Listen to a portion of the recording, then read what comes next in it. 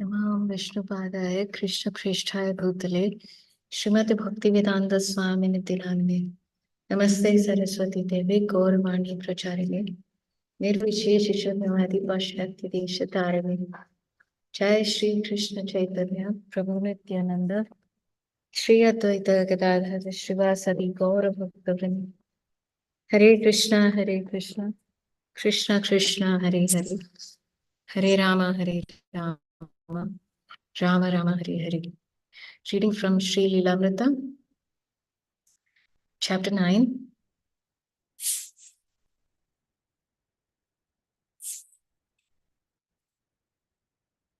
Abhay croaked after memories of his spiritual master. He felt secure in that his own relationship with Srila Bhaktisiddhanta Saraswati was intact, continuing. Yet he felt helpless. He was diligently pursuing his spiritual master's order to preach in English. Yet without his spiritual master's physical presence, he felt small and very much alone. At times like this, he questioned the wisdom of having left his family and business. Lamenting Srila Bhaktisiddhanta's absence and the fall of the Gaudiya Math, he composed a Bengali poem, Viraha Ashtaka. Srila Prabhupada, you're always compassionate towards the suffering jiva souls. On the occasion of your separation, I see only dejection, an unlimited ocean of mercy, cutting an illusion. Nityananda distributed an ocean of flood of love of God. The Jati Gosais stopped the stream, but coming yourself, Lord, you revealed this illusion. So once again, everyone was immersed in the flood of love, even one so fallen, insignificant, and sinful as I. On the strength of Lord Chaitanya's orders, you have sent all your servants door to door as gurus. They're preaching everywhere, from the sea to the Himalayas. Now, in your absence, everything is darkness. O Srila Prabhupada, you're always compassionate towards the suffering jiva souls. On this occasion of your separation, I see only dejection. In the same way that Advaita Prabhu brought Lord Gaura, so did Bhakti Vinod pray. His enthusiasm brought you. On the strength of his enthusiasm, you came and made everyone understand that India is a holy land. One who takes his birth in the land of Bharat must make his life perfect and then preach to others. This Mahamantra message you preached everywhere. Now, in your absence, Lord, everything is darkness. Your ocean of compassion has again been stopped. The sphere of great mystery has cut through my heart. Without Lord Chaitanya's message, there is just confusion. Seeing this, all the Vaishnavas feel pangs of separation. The conditioned souls are all in darkness once again. They're searching for peace, but are dying in an ocean of anxiety. O Srila Prabhupada, you're always compassionate towards the suffering jiva souls. On this occasion of your separation, I see only dejection.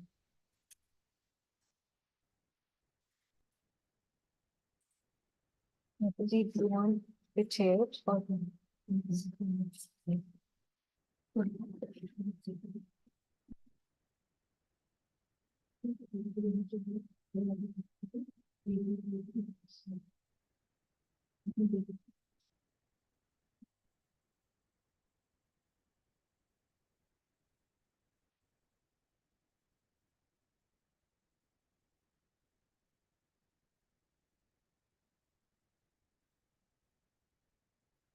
I will bring the thing. Just sit.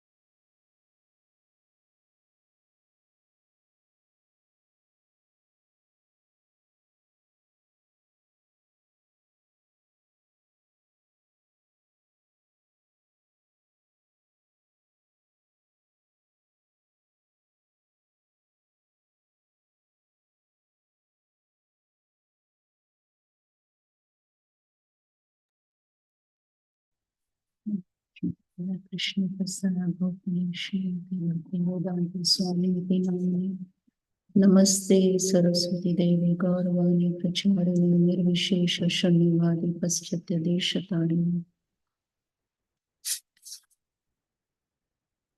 Abhay's was a dark view. The golden era of preaching that had flourished in the days of Srila Bhakti Siddhanta Saraswati was no longer by the influence of Maya. Abhay wrote, "Now everything is dark. All devotional instructions have been destroyed. Now everything has been reversed." Meditating on that great personality obsessed of the divine power to save the entire world, Abhay expressed his feelings of weakness and helplessness. Quote, "Because of those not fixed," quote, "because of those not fixed in devotional service, many branches have spread all over. Your conclusive message did not touch the ear. Where will I get the strength for the Sankirtana movement?" End quote. How could we, how could he, a tiny spiritual child, survive without his spiritual father? Now, who could save the world which was so much more oppressed than ever before? Srila Bhaktisiddhanta Saraswati had said that a dead man could not preach, only one with life could preach. As long as Abhay and others could deeply regret the Gaudiya Math's failure, there was still life and still hope. Quote, "If everyone obtained this right and went out and made disciples, then the suffering souls in the world could be saved." End quote. It was useless to cry over what his god brothers had done. Yet, in seeing and resenting, Abhay found within the pain of what might have been, continuing spark of what still might be. Abhay sent this poem and Vrindavana Bhajana to Keshava Maharaj, who published them in the Gaudiya Patrika. One night Abhay had striking dream, the same dream he had several times before during his stays as a householder. Srila Bhakti Siddhanta Saraswati appeared just as Abhay had known him, the tall scholarly sannyasi, coming directly from the spiritual world, from Krishna's personal entourage. He called to Abhay and indicated that he should follow. Repeatedly, he called and motioned. He was asking Abhay to take sannyas. "Come," he urged, "become a sannyasi." Abhay awoke in a state of wonder. He thought of this instruction as another feature of the original instruction Srila Bhakti Siddhanta Saraswati had given him at their first meeting in Calcutta. The same instruction that his spiritual master had later solidified in a letter: become an English preacher and spread Krishna consciousness throughout the Western world. Sannyasa was for that end. Otherwise, why would his spiritual master have asked him to accept it? Abhay reasoned that his spiritual master was saying, "Now that sannyasa and you will actually be able to accomplish this mission. Formerly, the time was not right."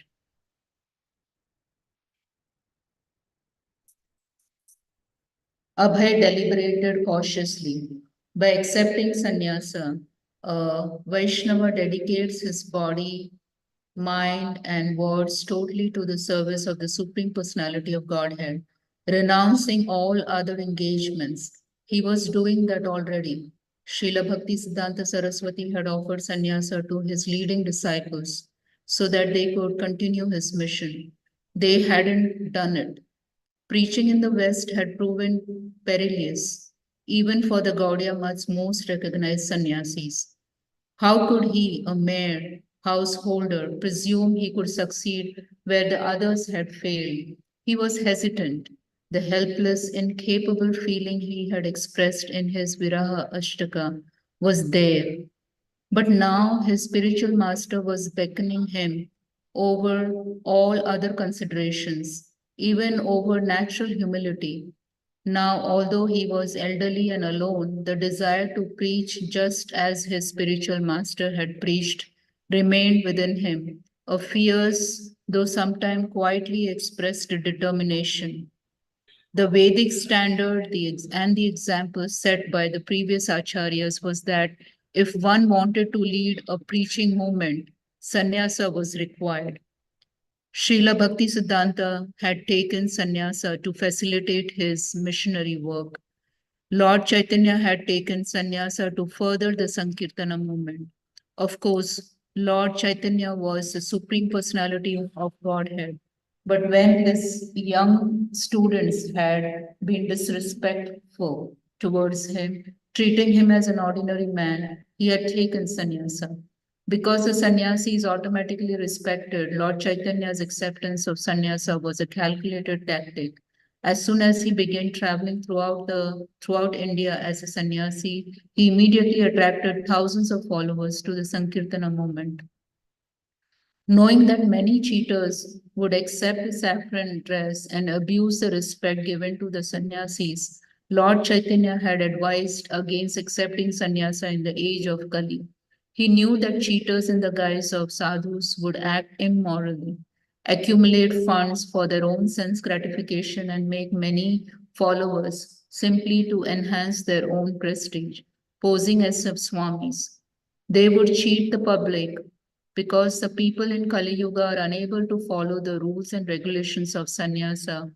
Lord Chaitanya had recommended that they simply chant Hare Krishna.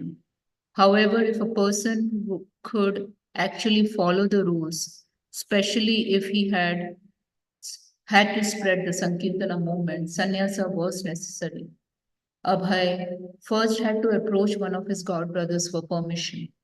He decided to turn to Bhakti Vilasa Tirtha Maharaj, formerly Kunja Vihari, the leader of the Chaitanya Mutt in Calcutta. Abhay still thought of the Chaitanya Mutt as the headquarters of his spiritual master's mission. During the heated legal disputes, the Chaitanya Mutt had been the most prized acquisition, and since 1948 it had been under the legal ownership of Bhakti Vilasa Tirtha Maharaj. Now, although each sannyasi had his own place or places, the Chaitanya Mutt and Bhakti Vilasa Tirtha Maharaj legally represented the Gaudiya Mutt entity. Abhay felt that if he were to take sannyas and go preach in America, he should give Chaitanya Mutt the first opportunity to support his work. In April of 1959, Abhay wrote to Tirtha Maharaj inquiring about sannyasa and the Chaitanya Mutt's printing some of his manuscripts. And since no one was going abroad, he volunteered to do on behalf of the Chaitanya Mutt. Bhakti Vilasa Tirtha Maharaj replied that Abhay should first join the Chaitanya Mutt. He mentioned the strife that still lingered. Quote, those who are acting against Chaitanya Mutt, they are motivated by their individual ambitions. End quote.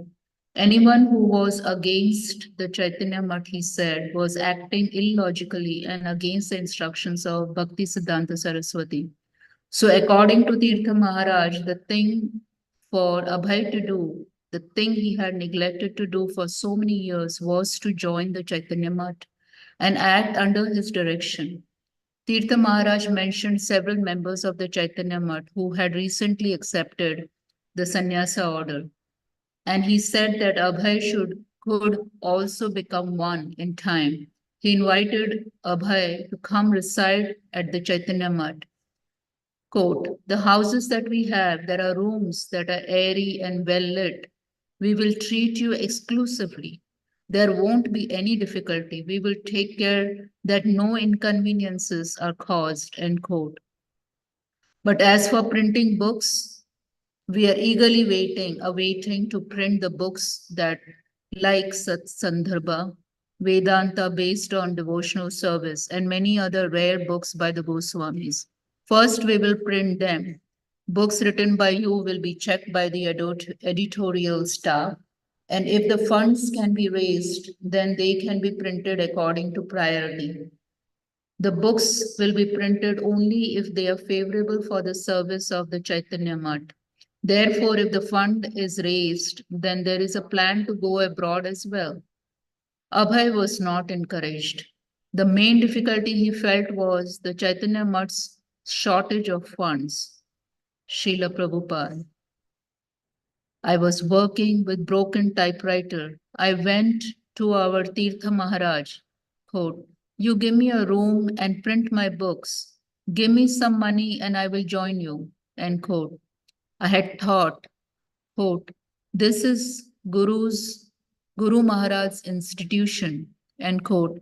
He did not say no, but the printing of books was a difficult task for him. He had no money. He was hardly collecting for maintaining.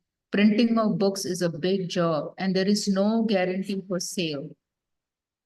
Without printing books and going to the West, sannyasa did not have meaning for Abhay. And who knew when Tirtha Maharaj would sanction his taking sannyas? There was no point in going to Calcutta just to reside in an airy, well-lit room that he had already in Vrindavan. Abhay wrote back to Tirtha Maharaj mentioning his direct order from Srila Bhakti Siddhanta Saraswati to preach to the English-speaking people. He wanted to go to the West right away, and he had thought that Chaitanya Math would welcome his offer. Both Abhay and Tirtha Maharaj had their responsibilities, but perhaps they could work together to carry out the desire of their spiritual master. Abhay asked Tirtha Maharaj to reconsider. On May 7, 1959, Bhakti Vilas Tirtha Maharaj wrote back, "My suggestion is don't make any hasty decisions. For the time being, you stay with us and engage yourself in the service of the society, then accept Tridanda, sannyas. The purpose of accepting Tridanda is to serve the society. If that is your desire, then Sri Chaitanya Math will decide about your going to America to preach and make all the arrangements. It can never be the principle of the society to let one act according to his individual attempt or desire. The society will decide after consulting with the heads what is to be done by whom. This is what I want to say. First of all, it is necessary to identify oneself with the society. In order to preach in America or in any other foreign countries, it is important to have a dignified organization and background. And secondly, it is necessary to establish one's self in India before going to preach in the foreign countries. Now it is that there are no conferences or meetings in the West as before. Communication is done through media of television. Abhay could understand the needs and the priorities of the Chaitanya Math, but he could not allow him to overrule what he had considered the highest mandate, preaching as Srila Bhakti Siddhanta Saraswati had ordered. Abhay had offered his services to the leaders of the Chaitanya Math, thinking that they might also see things his way. He thought that with the world's crying need for Krishna consciousness staring them in the face, they might see that this Abhay Babu was convinced and enthusiastic, and so should be sent right away with whatever he required. But they had other priorities.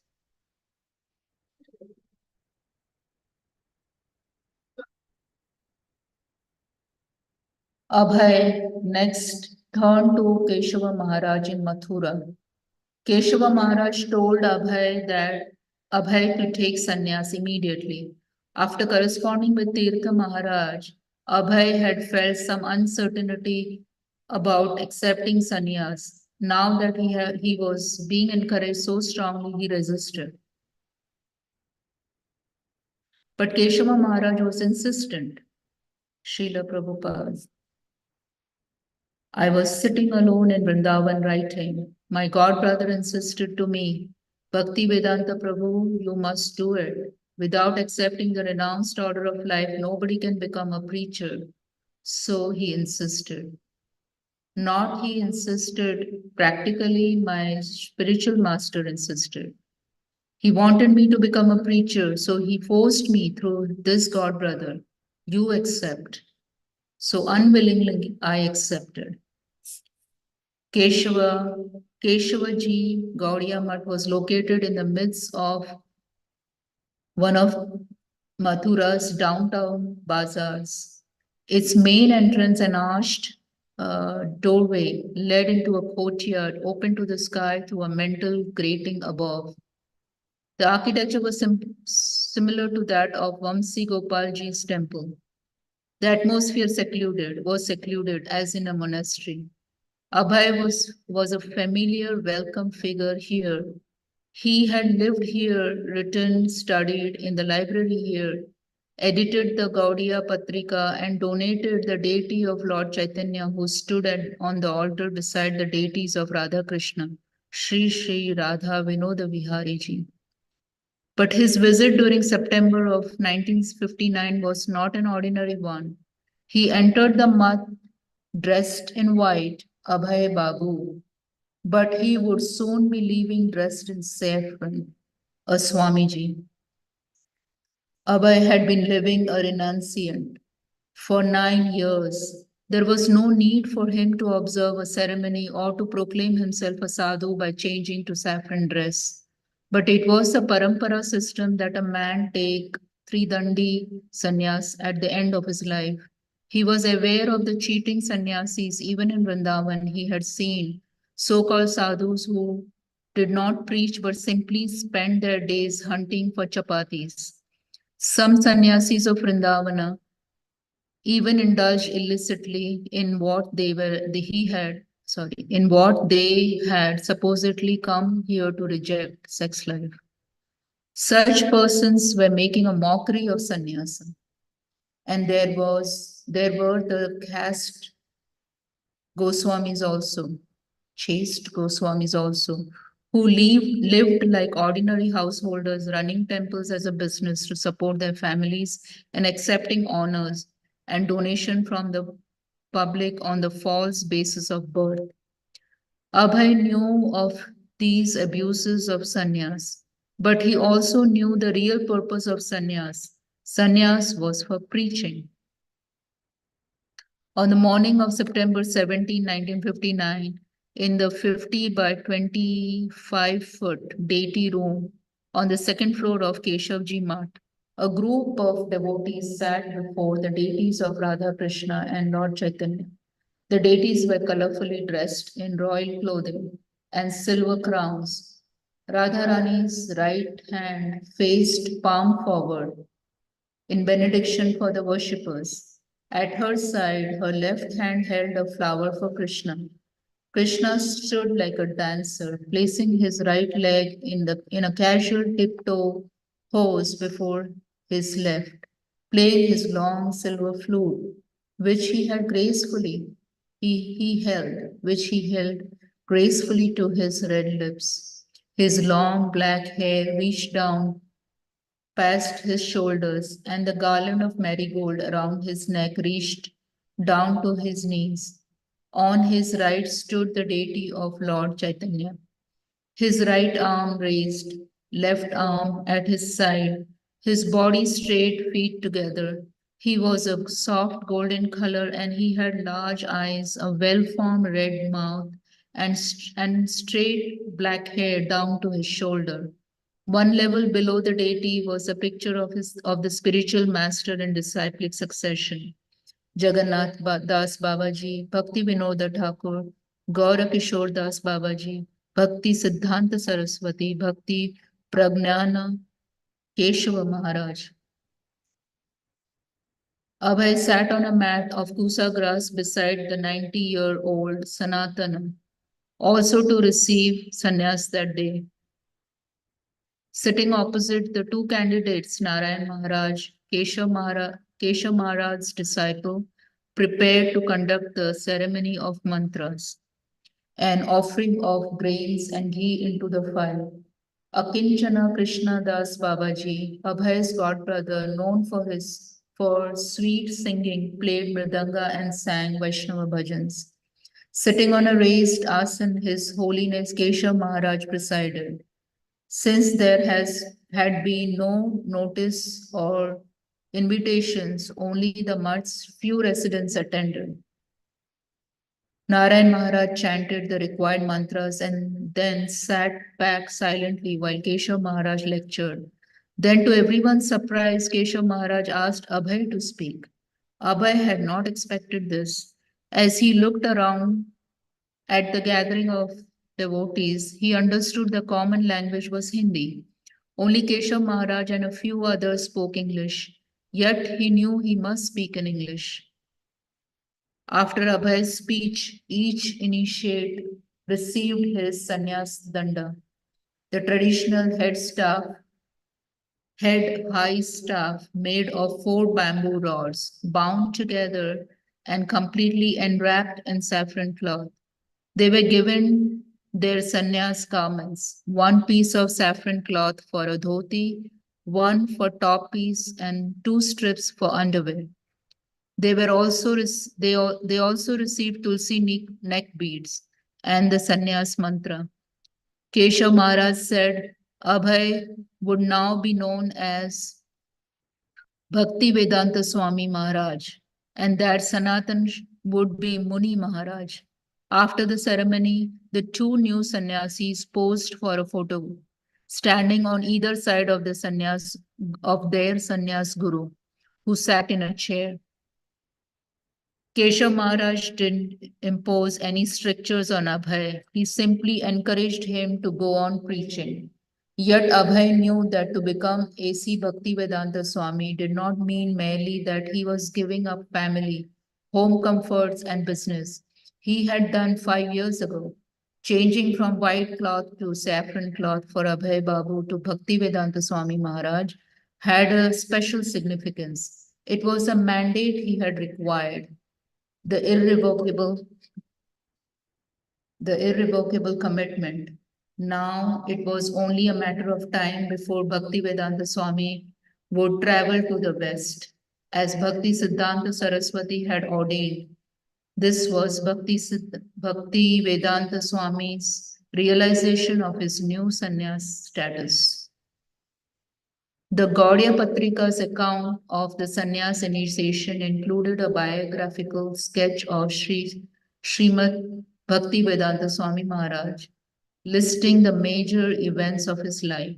The article concluded, seeing his enthusiasm and ability to write articles in Hindi, English, and Bengali, Bhakti Siddhanta Saraswati Maharaj gave him the instruction to take Tridandi sannyas. For nearly 1 year, he had been ready to accept sannyas. In the month of Bhadra, on the day on which Vishwarupa accepted one sannyas, Bhaktivedanta Swami at the Sri Kesavji Gaudiya Mutt accepted sannyas from the founder of the Vedanta Samiti, Bhakti Pragyana Keshava Maharaj. Seeing him accept his ashram of renunciation, seeing his this pastime for accepting the renounced order of life, he had attained great affection and enthusiasm.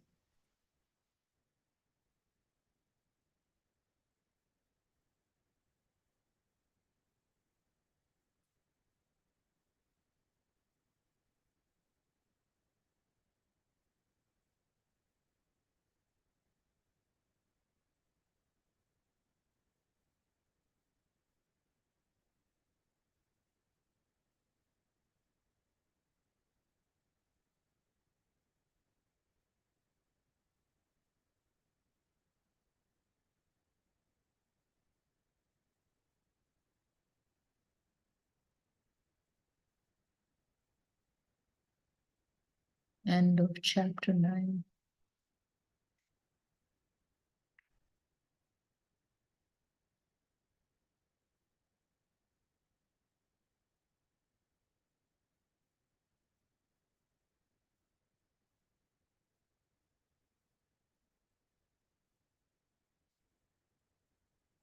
Internet.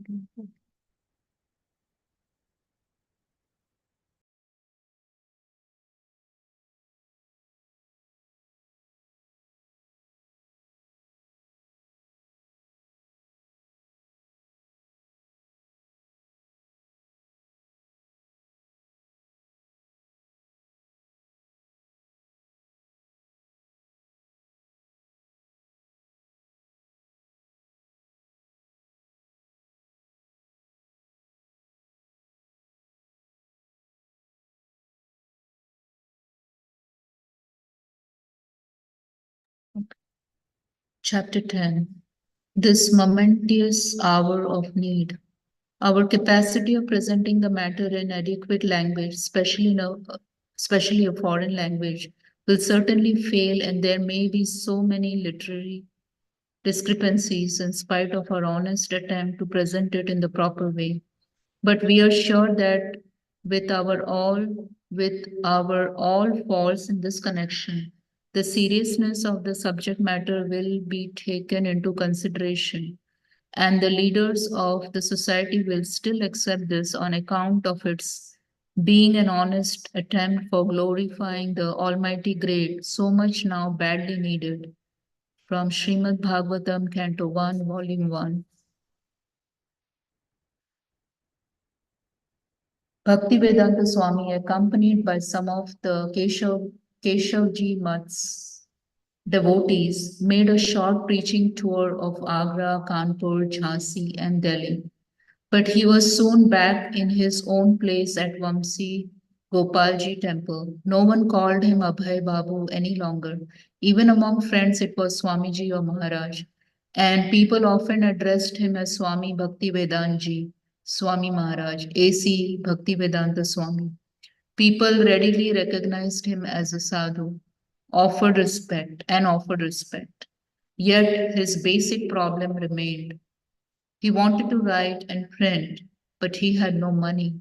He wanted to broadcast the message of Godhead, but few were willing to listen. Such things hadn't been changed by his becoming a Swami. Even a librarian advised Bhaktivedanta Swami to write books. They were permanent, whereas newspapers were read once and thrown away. He took it that his spiritual master was speaking through this person. Then an Indian army officer who liked back to Godhead suggested the same thing. Bhaktivedanta Swami took it as a revelation from his spiritual master. As a dependent servant constantly meditating on the desires of his transcendental master and seeking his guidance, Bhaktivedanta Swami felt his spiritual master's reciprocal blessings and personal presence. More and more he was feeling confident, sorry, more and more he was feeling confidential contact with Bhakti Siddhanta, and now he was feeling an inspiration to write books. He considered Srimad Bhagavatam because it was the most important and authoritative Vaishnava scripture. Although Bhagavad Gita was the essence of all Vedic knowledge presented in a brief ABC fashion, Srimad Bhagavatam was elaborate. And Srila Bhakti Siddhanta Saraswati and Bhakti Vinoda Thakur had both written Bengali commentaries on the Bhagavatam. In fact, most of the great Vaishnava acharyas of the past had commented on Srimad Bhagavatam. Lord Chaitanya himself had recommended Srimad Bhagavatam as a spotless Vedic literature. An English translation and commentary of this book could one day change the hearts of the entire world. But if he could publish even a few books, his preaching would be enhanced. He could go abroad with confidence and not appear empty handed. One day, Gaurachand Goswami, proprietor of the Damodara temple, approached Bhaktivedanta Swami, inviting him to come live at the Radha Damodar temple. Being the eternal home of Jiva Goswami and Rupa Goswami, it would be more suitable for his writing and translating. Bhaktivedanta Swami was interested. He had never stopped his regular visits there, and he always felt inspired in the presence of the Samadhi tombs of the great leaders of Lord Chaitanya's movement, Jiva Goswami and Rupa Goswami. But when he went to look at the two available rooms, he found them in poor repair. They had not been maintained or lived in for many years.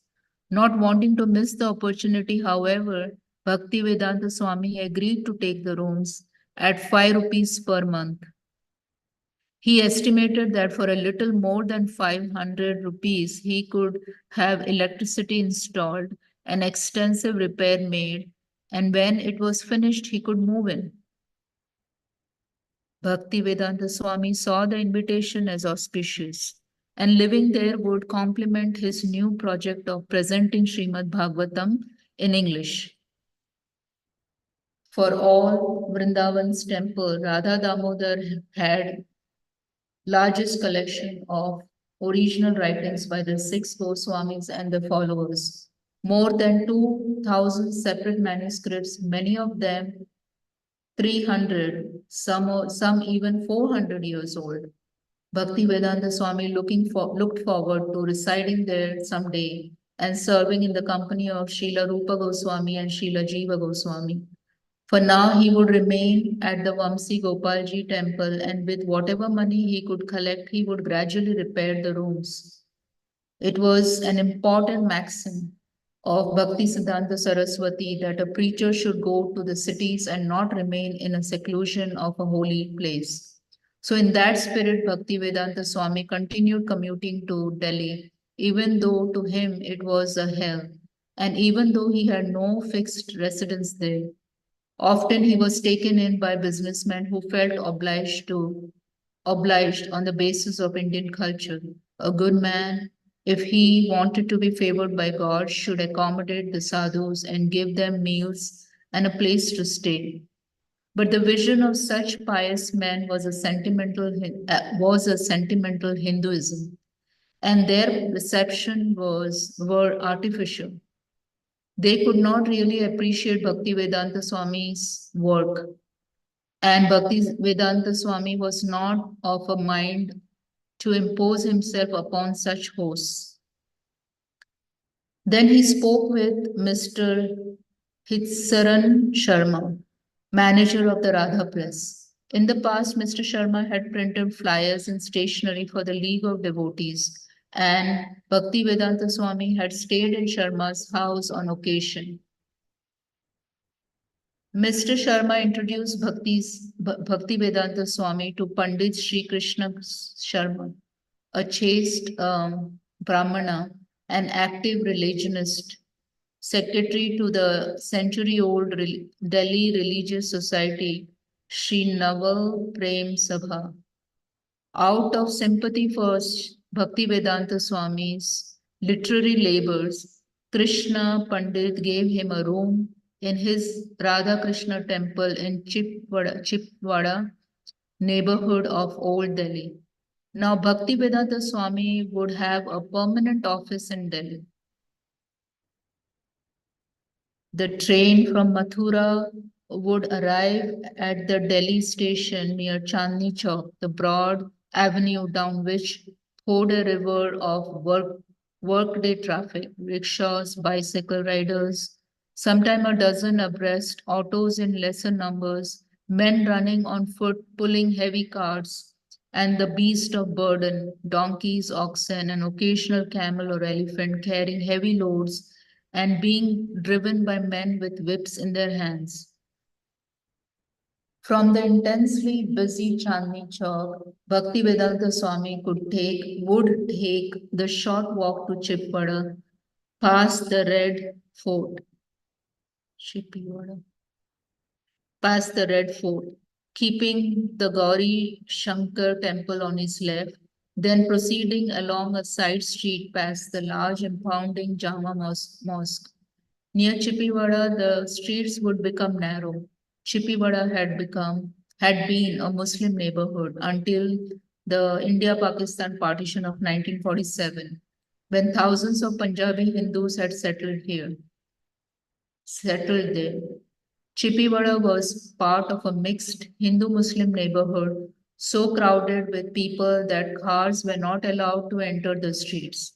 Only ox carts and rickshaws could penetrate the narrow, crowded lanes.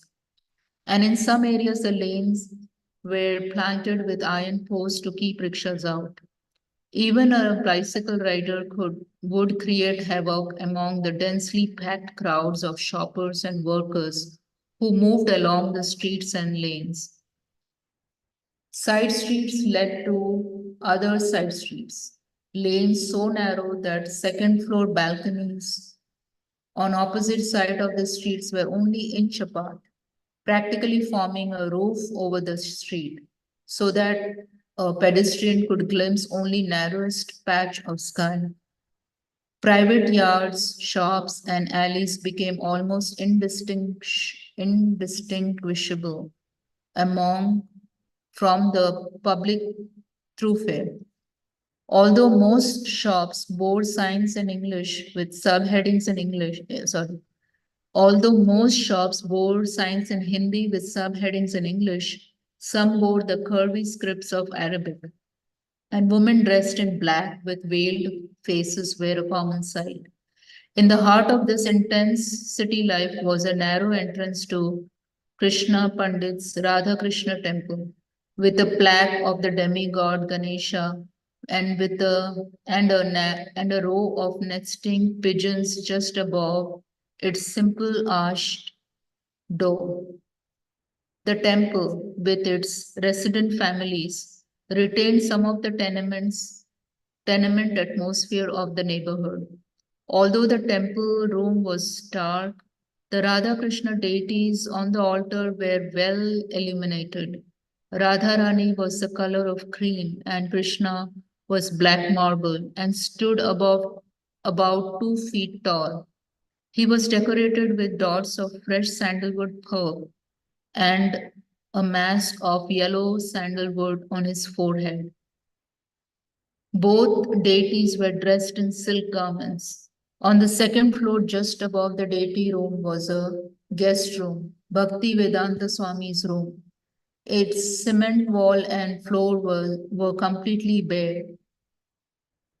Protruding up from the floor was a 3 foot high concrete pyramid with a spire indicating that the deities were directly beneath. Bhaktivedanta Swami soon found that his room was not secluded but was side by side with other residential rooms. Outside the door, a metal grating, smaller than in the Vamsi Gopalji temple and Keshavji Mutt, revealed the small temple courtyard below. From the roof, hardly a single tree could be seen.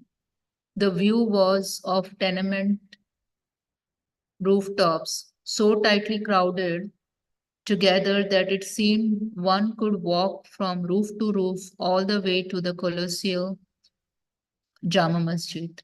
The mosque's 3 large domes, surrounded by taller minaret, rose high above the ordinary buildings, attracting flocks of pigeons which perched upon the domes or flew in wheeling patterns in the sky.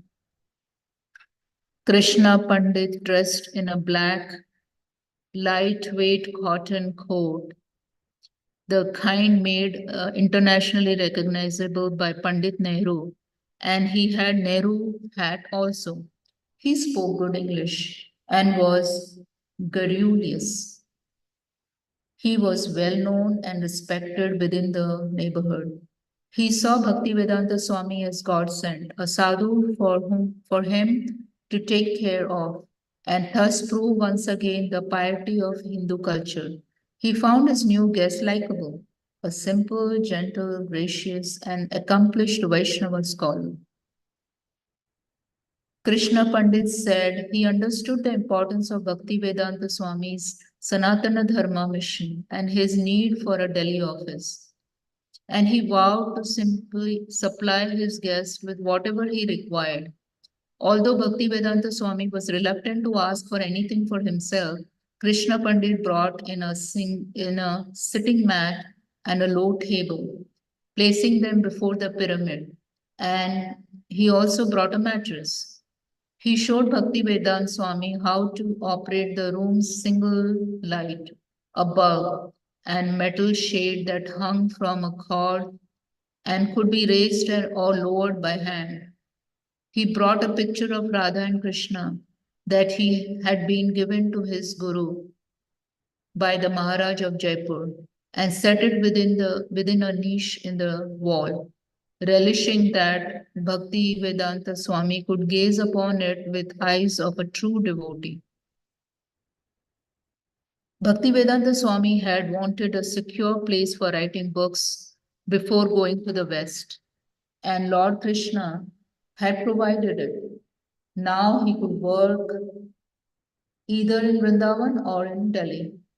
Almost immediately, he began back to Godhead again, serializing book excerpts from his previous manuscripts, while at the same time beginning Srimad Bhagavatam. When Krishna Pandit learned of his guest's lone struggles to produce Back to Godhead, he volunteered to help with some of the business aspects of the publication. Bhaktivedanta Swami was indeed gratified by Krishna Pandit's sincere help, and in appreciation, he gave him an addition to his name, Hari Bhakta Nudasa, one who serves the Lord's devotee. After 6 months in Chippiwada, Bhaktivedanta Swami wrote an appreciation in the temple's guest book. I am pleased to write herein that I have come to Delhi from my headquarters 1/859 Keshi Ghat, Vrindavan, UP, purely on spiritual mission to propagate the cult of devotional service of the Lord. And I am more pleased to mention herewith, that Shriman Shri Krishna's Sharma Hari Bhaktanudas has provided me a suitable room for for my literary activities. I am publishing an English fortnightly magazine of the name Back to Godhead from this place, and the Naval Prem Sabha, of which Sri Krishna ji is the honorary secretary, is arranging for my daily lectures on Srimad Bhagavatam. Late Pandit Jyoti Prasad Sharma, father of Sri Krishna ji, was also known to me. And during his lifetime, whenever I used to come to Delhi, late Pandit Jyoti Prasad ji would provide me with residential place. His good son is now following in the footprints of his noble father. And as secretary of the Naval Prem Sabha, he's doing good service in propagating Ram Naam all over the city. In neat English script, Bhaktivedanta Swami went on to write that, in his opinion, temples should be used solely for educating the public in spiritual values, and that it was his personal mission to organize temples for that service. Temples are not meant for ordinary householders engaged simply in the matters of animal propensities. Those who are actually engaged in the service of the Lord, deity, the predominator of the temple, can only be allowed to remain in the temple, otherwise not. Trying to compose Srimad Bhagavatam at Chippiwada, while surrounded by sometimes noisy families with their non-devotional domestic habit, had impressed upon him the importance of not using a temple as an apartment house. Despite his plans to settle down and begin the monumental task of translating Srimad Bhagavatam, Bhaktivedanta Swami was ready to preach in other ways also. In October of 1959, he had encountered a news article in the Times of India. Two American scientists had received the Nobel Prize in Physics for discovering antiproton. Quote, according to one of the fundamental assumptions of the new theory, end quote, the article read, quote, there may exist another world or an anti-world built upon antimatter, end quote. The other world reminded Bhaktivedanta Swami of the eternal spiritual world described in the Bhagavad Gita. He was well aware that the scientists were not speaking of antimaterial in the sense of eternal or spiritual, but he thought of using their scientific term to capture the interest of the scientific minded people. He conceived an essay presenting the theistic science of Bhagavad Gita in terms of the antimaterial particle and the antimaterial world. It was a time when the whole world was talking of space travel. Indian news media had reported the Russian Sputnik 2 years ago, and the race for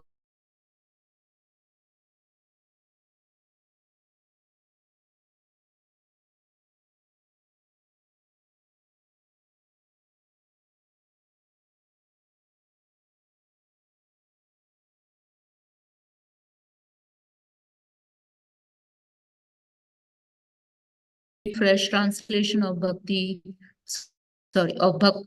Gita verses, couched in the language of the new physics, with its antimaterial particle and the antimaterial world. The complete work, Easy Journey to Other Planet, was a 15,000 word manuscript, and he showed it to the Hitsaran Sharma of Radha Press. But he didn't have enough money to get the little book printed.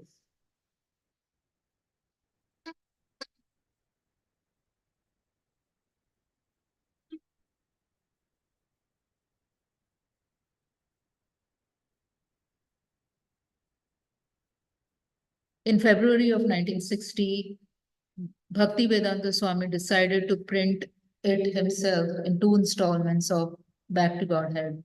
The article drew an immediate response from a physicist at the Gujarat University in Ahmedabad, Mr. Y.G. Naik, who received the Back to Godhead through the mail. Dr. Naik thought Bhaktivedanta Swami's appreciation of the antimaterial particle was, in quote, really a grand one. This is no doubt a classy essay, end quote. Dr. Naik was interested in further discussion on physics and transcendental knowledge, and Bhaktivedanta Swami replied with equal enthusiasm, finally asking the physicists to join him in distributing the cultural heritage of India to the whole world. Convinced that such a essay had great potential to interest educated English speaking readers, Bhaktivedanta Swami worked hard to raise enough in donations to print Easy Journey to Other Planets as a paperback book. He finally did it so in the fall of 1960. A foreword by Dr. Y.K. Siddhanta, Vice Chancellor of the University of Delhi, arrived late but was included in the book as an insert. While everyone may gain from it, the student community in particular is recommended to read the book with care and practice Bhakti Yoga, which will help to strengthen the mind and build up character. I shall be glad to see this work read by the students and the teachers alike.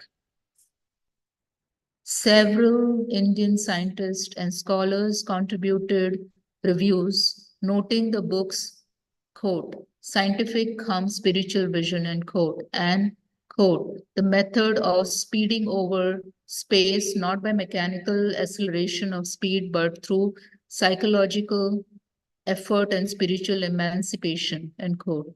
It was only 38 pages, but it was his first publication aside from the one-page folded newspaper Back to Godhead. He tried to distribute the little book effectively. He gave one copy to Dr. P. Banerjee of the National Museum of New Delhi. Dr. Banerjee, he used to come to the library and consult some books, and I met him there. He gave me a book called Easy Journey to Other Planets. He gave me some copies to distribute for a rupee and half a rupee each. I felt attracted to him. I thought he was a saintly person with pure devotion and without any outward glamour. He was not out to attract people just for name and fame. He had little support from anyone. He was living alone in a small room in Chippiwada. He was devoted to his studies. So I asked him, Sir, if you have time and you don't mind coming to my home, could you kindly come on Sundays and recite Bhagavata in my house? He readily agreed. He was a good scholar. He was learned in the scriptures, and he was fond of communicating his ideas to others. He was a good speaker and a good conversationalist. He was very polite. Whatever he said very distinctly.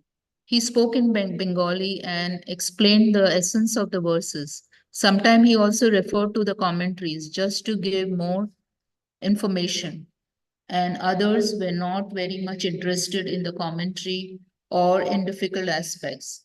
But because he knew that he had some studies in the field, he explained in the commentary for my sake and for the sake of one or two other gentlemen who were also very elderly and very scholarly.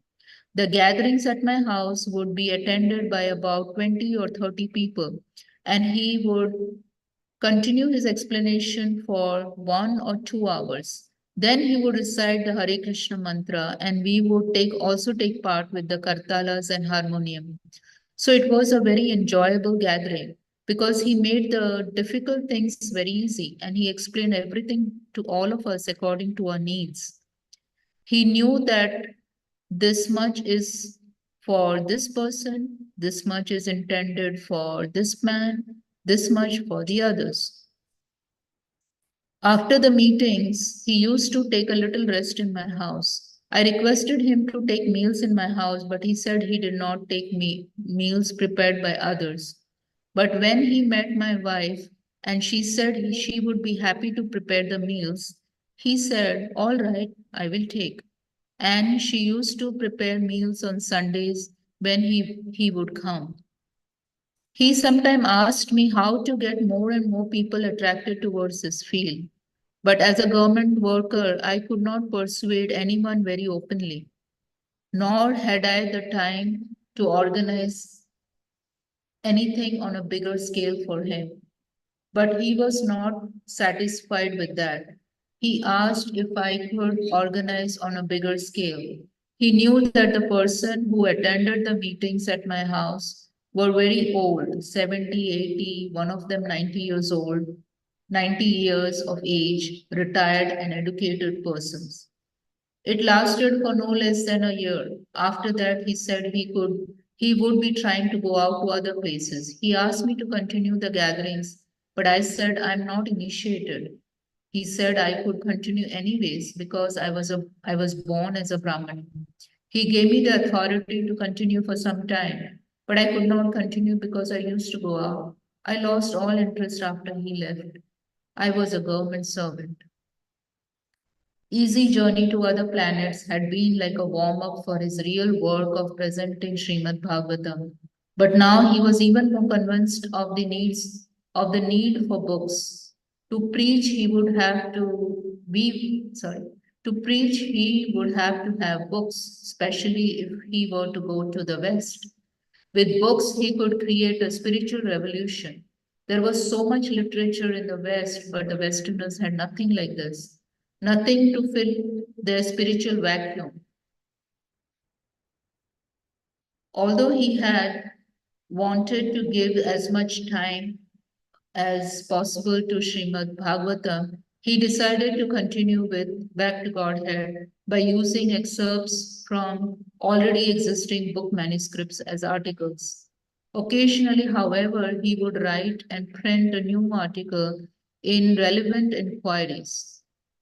He wrote, "We are just trying to make an humble attempt to save the human beings by propaganda of Back to Godhead. This propaganda is not fictitious.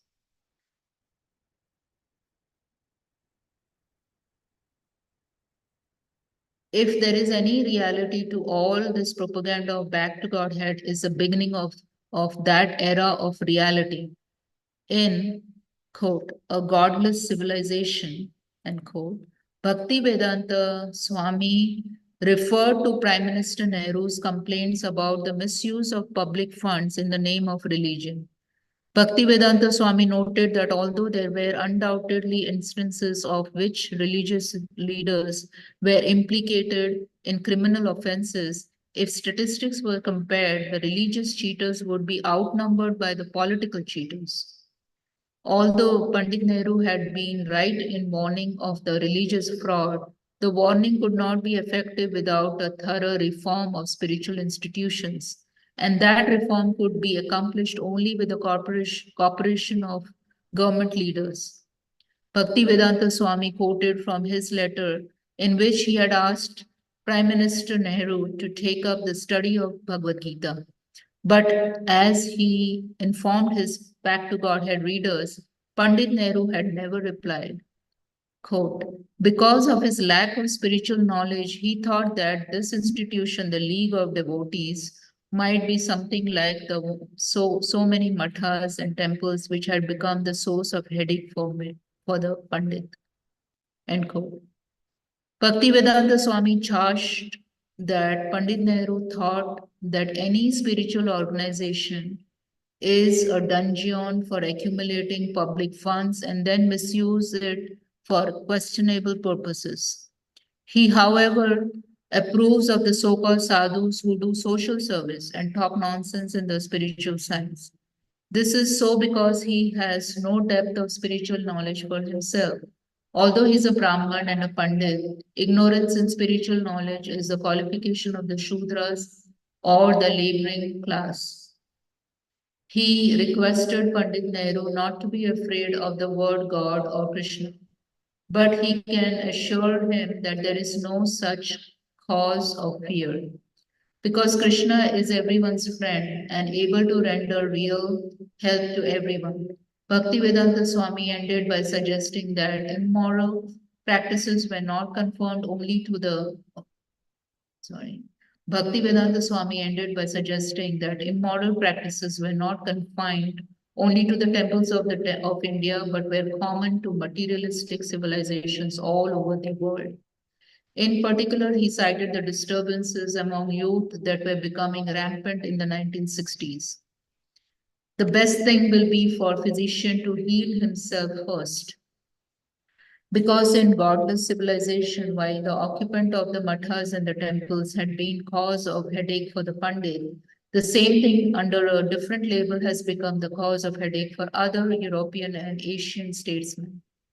The unbridled youngsters of those countries under the name of Teddy Boys in England and the rebels without cause in America and the half strong in Germany and leather jackets in Sweden and children of the sun in Japan and the style boys in USSR are some of the byproducts of a godless civilization. And that is a root cause of all headache that requires a thorough treatment. At Chippiwada, Bhaktivedanta Swami followed much the same daily schedule as at Keshighat, except that with Krishna Pandit doing some of the secretarial work for Back to Godhead, he was free to devote more hours to Srimad Bhagavatam. Krishna Pandit Krishna Pandit. He used to translate Srimad Bhagavatam before dawn, about 3 a.m. In the beginning, there was no typewriter, but then he arranged a portable typewriter. He would do his daily work and then cook his food himself. I arranged raw material for his cooking. Sometimes he used to come to my family asking my wife to get some food. Sometime I would also bathe. He would also bathe at 5 or 6 in the afternoon. Every day he was typing and he himself was reading some Bhagavatam and he was going down in the temple for darshan. Then he was going outside, sometime returning at 2 or 4 in the afternoon. Then he was typing and sending the proofs of back to Godhead to a place and checking them. He was doing by hand all of this type of work. His main activity was typing many hours a day. Bhaktivedanta Swami worked from a Sanskrit and Bengali Bhagavatam edited by Srila Bhaktisiddhanta Saraswati and a large book containing the original commentaries of the 12 great acharyas. He had a standard format. He made a Roman transliteration of the Sanskrit Devanagari script, then word for word English synonyms, an English prose translation, and finally his English purport on that verse. Before writing his own purport, however, he would consult the commentaries of the acharyas, especially Srila Bhakti Siddhanta Saraswati, Vishwanath Thak, Vishwanath Chakravarti, Jiva Goswami, Vijaya Dvaja Tirtha, and Sridhar Swami. He contemplated the size of the project he was attempting. The Bhagavatam contained 18,000 verses. The first canto's 17th chapter would fill 3 volumes of 400 pages each, and the second canto was 10 chapters would take 2 volumes. Up through 9 canto, there would be maybe 30 volumes. The 10th canto containing 90 chapters would take 20 volumes. There were 12 cantos. There were 12 cantos, and so the total would be at least 60 volumes. He thought he might be able to finish it in 5 to 7 years. Quote, if the Lord keeps me physically fit, then in the fulfillment of Srila Prabhupada's will, I could complete this work. End quote. He decided to introduce the first volume with a biographical sketch of Lord Chaitanya Mahaprabhu, the ideal preacher of the Bhagavatam. The reader could best appreciate Bhagavatam by seeing its practical demonstration in life of Lord Chaitanya. The special feature of Lord Chaitanya's presentation had been his desire that Srimad Bhagavatam be preached in every nook and corner of the world by everyone who happens to take his birth in India.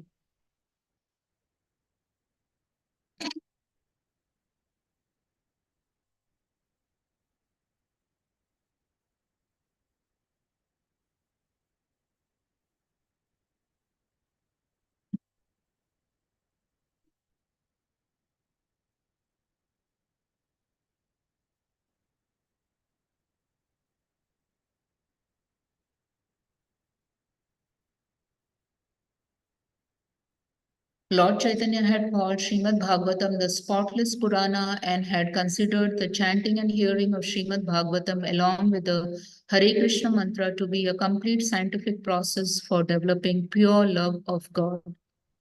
Working from Srila Bhaktisiddhanta Saraswati's commentary on Chaitanya Charitamrita and Chaitanya Bhagavat, Bhakti Vedanta Swami gave a 50-page synopsis of Lord Chaitanya's life and his Sankirtana movement. He described Lord Chaitanya's divine ecstasies, his philosophical confrontations with leading scholars of the day, and his inaugural of the Sankirtana movement, the congregational chanting of the holy name. Bhaktivedanta Swami specially connected Lord Chaitanya's life and teaching to what he saw as a present crucial time in history. Help for humanity in this momentous hour of need lay in the Vedic literature and especially in Srimad Bhagavatam. We know that foreign invaders of India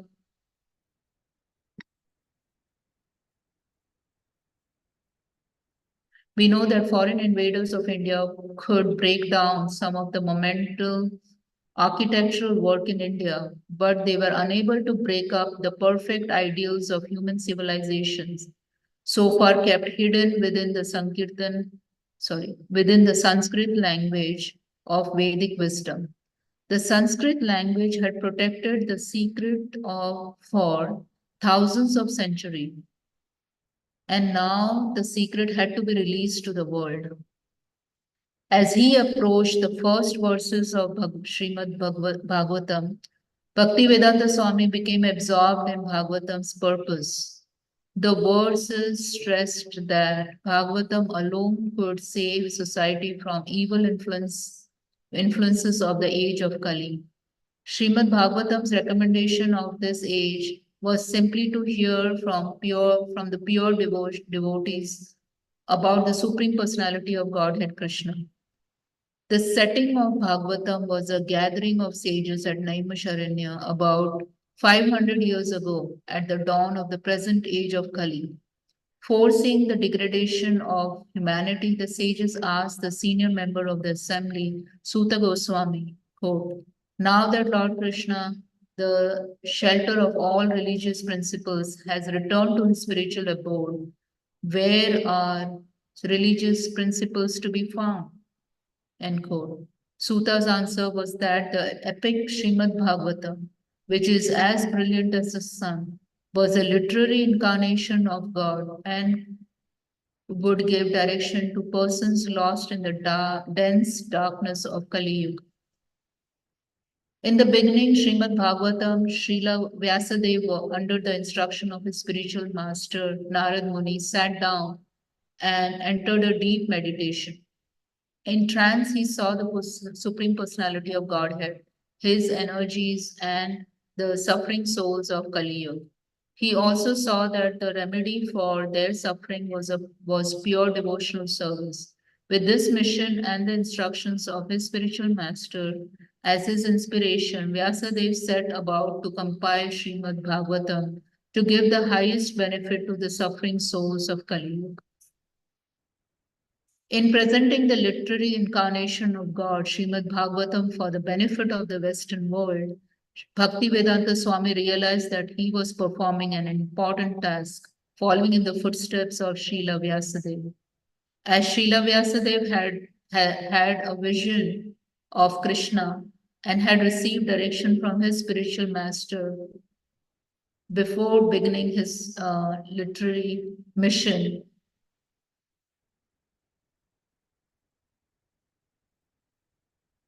Bhaktivedanta Swami had his vision and had received instructions from his spiritual master. Bhaktivedanta Swami envisioned distributing in mass the book of Srila Vyasadeva.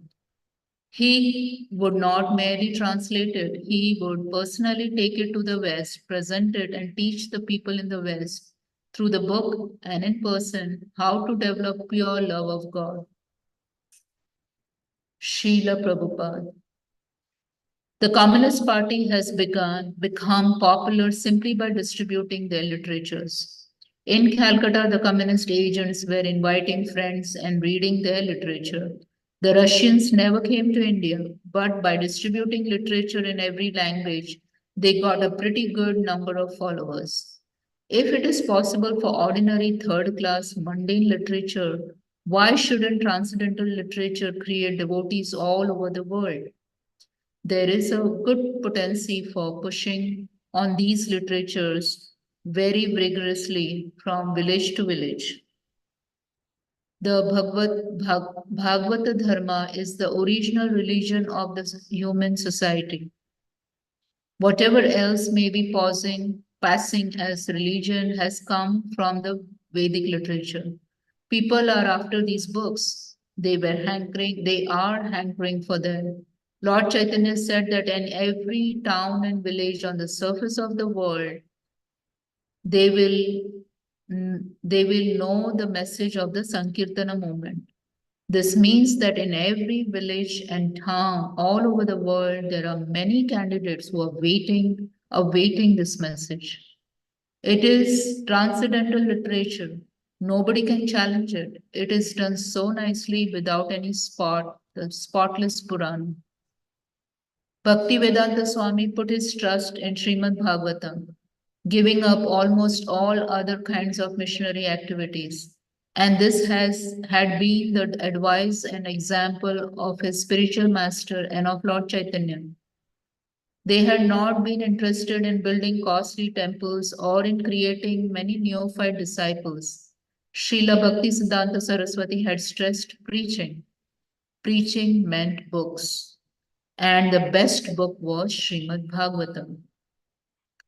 To write and publish the Bhagavatam for the enlightenment of the general populace was real service to the Lord. That was Srila Bhaktisiddhanta Saraswati's opinion.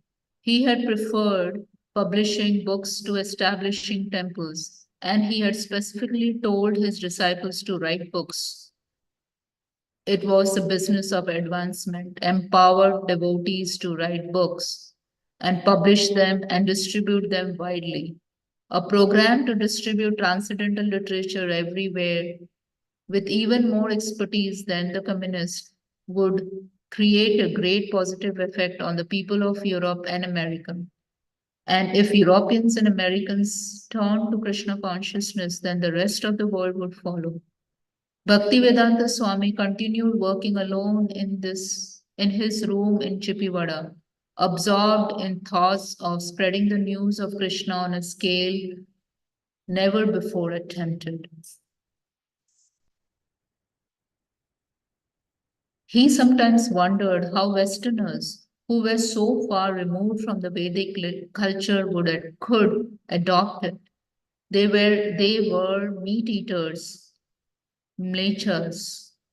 When one of his godbrothers had gone to England, the Marquis of Zetland, on hearing the four prohibitions against sinful life, had laughed scornfully. Impossible. But Srimad Bhagavatam spoke for itself. Quote, Sri Krishna, the personality of Godhead, who is also the Paramatma in everyone's heart and the benefactor of the truthful devotee, also does cleanse the desire for material enjoyment in the heart of the devotees who had developed the urge for hearing his, Krishna's message, which are themselves virtuous when properly heard and chanted. End quote. Although he was known as an English preacher, Bhaktivedanta Swami knew there were always faults in his presentation in that foreign language, and there was no editor to correct them. But such technical faults would not keep him from printing Srimad Bhagavatam. His idea was also presented in opening chapters of the Bhagavatam. Quote, the literature which is full with description of transcendental glories of the name, fame, forms, pastimes, etc. of the unlimited Supreme Lord is a different creation of transcendental vocabulary, all meant for bringing about a revolution in the impious life of a misdirected civilization of the world. Such transcendental literatures, even though irregularly composed, is heard, sung, accepted, and accepted by purified men who are thoroughly honest. End quote. Bhaktivedanta Swami wrote in his purport, we know that in our honest attempt for presenting this great literature conveying the transcendental message for reviving the God consciousness of the people in general, as a matter of re-spiritualization of the world's atmosphere is fraught with many difficulties. Our capacity of presenting the matter in adequate language, especially a foreign language, will certainly fail. And there may be so many literary discrepancies in spite of our honest attempt to present it in the proper way. But we are sure that with our all faults in this connection, the seriousness of the subject matter will be taken into consideration, and the leaders of the society will still accept this on account of its being an honest attempt for glorifying the Almighty Great, so much now badly needed. When there is a fire in the house, the inmates of the house go out for help from the neighbors who may be foreigners to such inmates. And yet, without any adequate language, the victims of the fire express themselves, and the neighbors understand the need, even though not expressed in adequate language. The same spirit of cooperation is needed in the matter of broadcasting this transcendental message of the Srimad Bhagavatam throughout the whole populated atmosphere of the present day world situation. After all, it is a technical science of spiritual values, and as such, we are concerned with the techniques and not with the language. If the techniques of this great literature are understood by the people of the world, there is success. End quote. Certainly, Kali Yuga was such an emergency, the house was on fire. Honest men who could understand the need would welcome Srimad Bhagavatam, even though it is now being presented with so many with so many faulty, broken,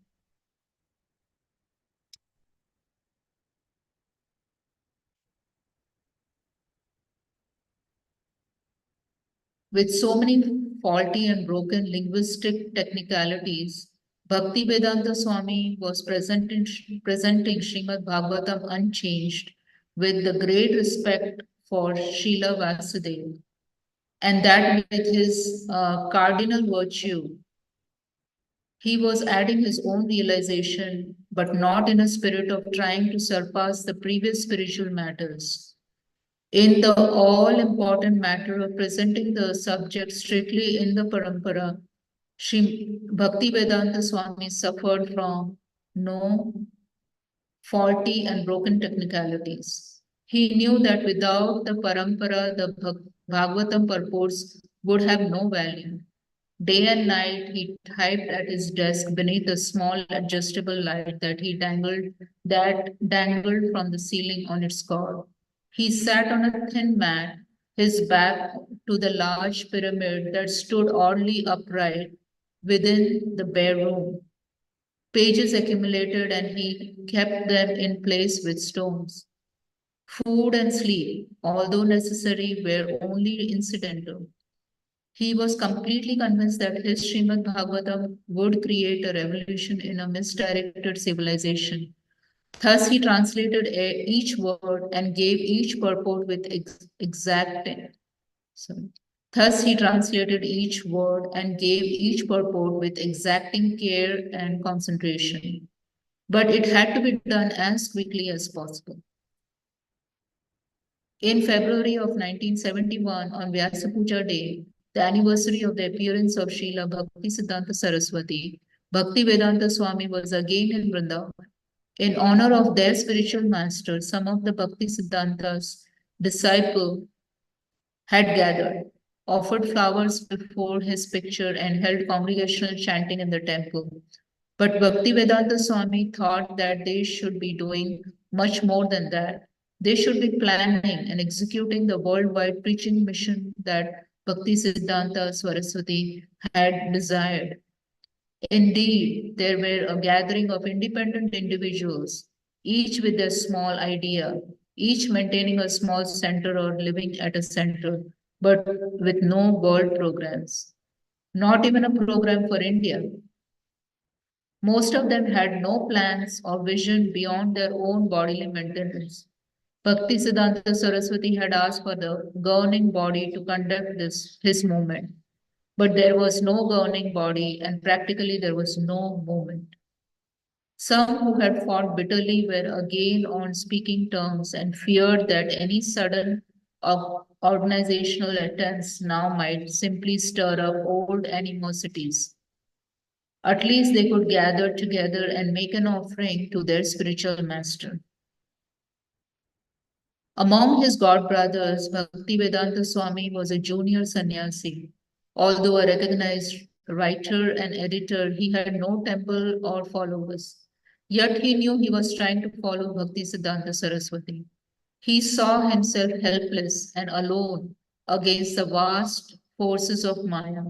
His god brothers were not an army united against Maya's forces, but were more like apathetic monks, growing old, holding on to religious principles and rituals devoid of life.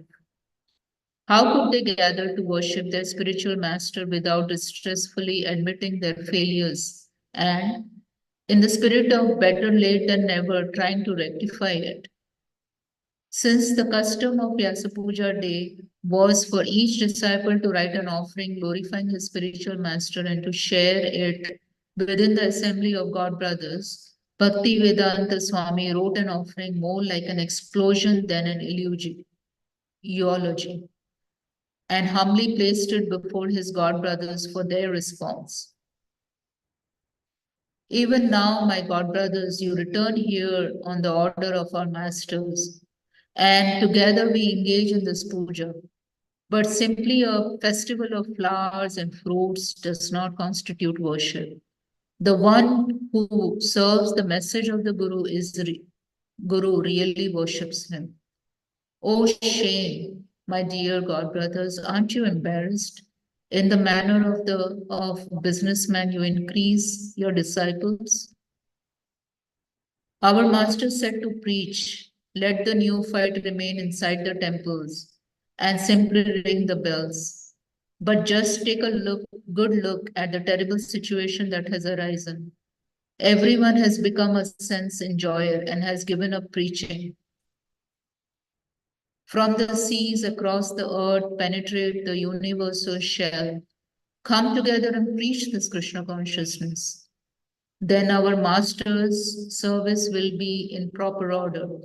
Make your promise today. Give up all your politics and diplomacy. If the disciples of Bhakti Siddhanta Saraswati could join and preach together, there was every chance that they could create a spiritual revolution within a sinful world. That had been the hope of Srila Bhakti Siddhanta Saraswati, and Bhakti Siddhanta Swami expressed that hope in his Vyasa Puja offering. When will that day come when a temple will be established in every house, in every corner of the world?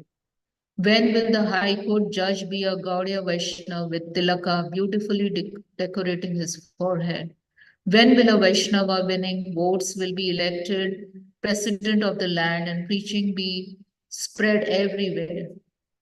As he read the poem, its true exploding in the midst of the gathering of aging sannyasis, some approved, some were incensed. Their meeting, however, took no new direction. They did not sit down together and plan as he had pleaded. Swami Maharaj's poem was taken as another poetic expression or as an opinion. The God brothers were inclined to let the old wounds heal with the passing of time, to go back over the whole thing again and reconstruct the mission as it had been before when Srila Bhakti Siddhanta Saraswati had been present, and to attempt all those ambitious programs. How was it possible? They were getting old. Some did not want to leave the shelter of Vrindavan. They would worship Bhakti Siddhanta within the holy dham. If Bhakti Siddhanta Swami could do something more, let him go ahead and try. Bhakti Siddhanta returned to Keshighat, thoughtful. For many years, he had been unable to take leading part in the mission.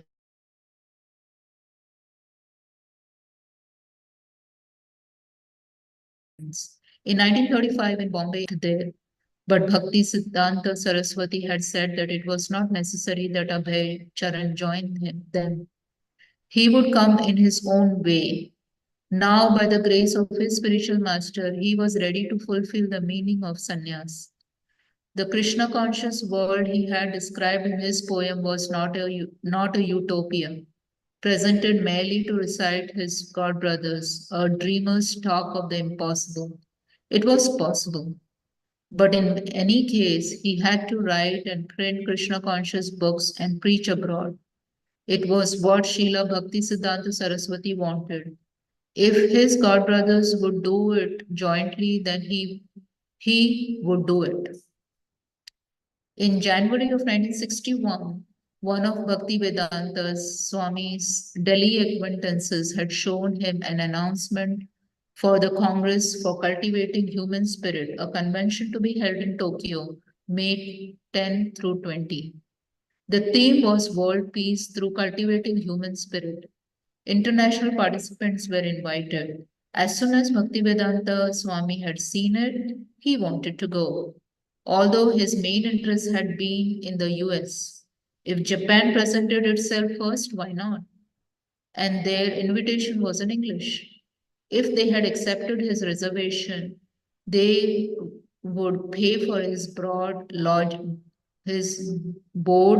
lodging at the convention hotel, although he would have to pay his own travel expenses. Bhaktisiddhanta Swami wrote to the sponsors, the International Foundation for Cultural Harmony, and proposed a speech. Quote, how should one cultivate human spirit? End quote. The Secretary General of the Foundation, Mr. Toshihiro Nakano, wrote back to him at Keshighat expressing his high regard both for Indian spiritual culture and for the proposed presentation. Mr. Nakano also enclosed an official certificate as he had requested, stating that Bhaktivedanta Swami was a bona fide visitor to their convention whose expense in Japan would be paid. They requested, to whom it may concern, that his passport and visa be granted in time for his May 10 arrival in Japan. Bhaktivedanta Swami had conceived a special project for the convention. The 10th canto, 12th, 20th chapter of Srimad Bhagavatam presents a description of autumn in Vrindavan. And for each seasonal phenomenon, the Bhagavatam presents a parallel teaching from the Vedas. For example, it compares the dark, cloudy evening of the rainy autumn season to the present age of Kali, and the bright stars of Vedic wisdom, the saints and scriptures are temporarily obscured by a godless civilization. The chapter contains dozen of such examples, and Bhaktivedanta Swami proposed 50 commentaries to accompany 50 illustrations to be displayed at the convention. He began preparing the commentaries, which he entitled The Light of Bhagavad. He wrote directions from which an artist could design a painting to go with each lesson from the picture. 50 pictures and commentaries Bhaktivedanta Swami felt would make an impressive display for visitors at the convention. The convention organizers liked the idea.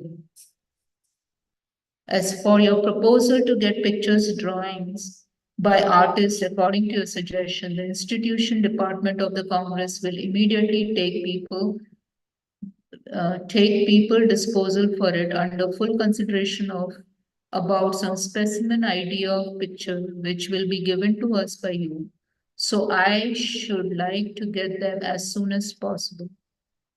Bhakti Vedanta Swami worked quickly to produce 20,000 word manuscript, 50 lessons for 50 illustrations. The pictures were to depict the forests, fields, and the skies of Vrindavan during the rainy season, and the lessons were sometimes criticism of godless governments, materialistics, and false religionists, sometimes assertions of moral principles and God consciousness, and sometimes depictions of Lord Krishna and his eternal associate in Vrindavan. Everything went smoothly between Bhaktivedanta Swami and the sponsors in Japan. The problem was to raise the travel fare.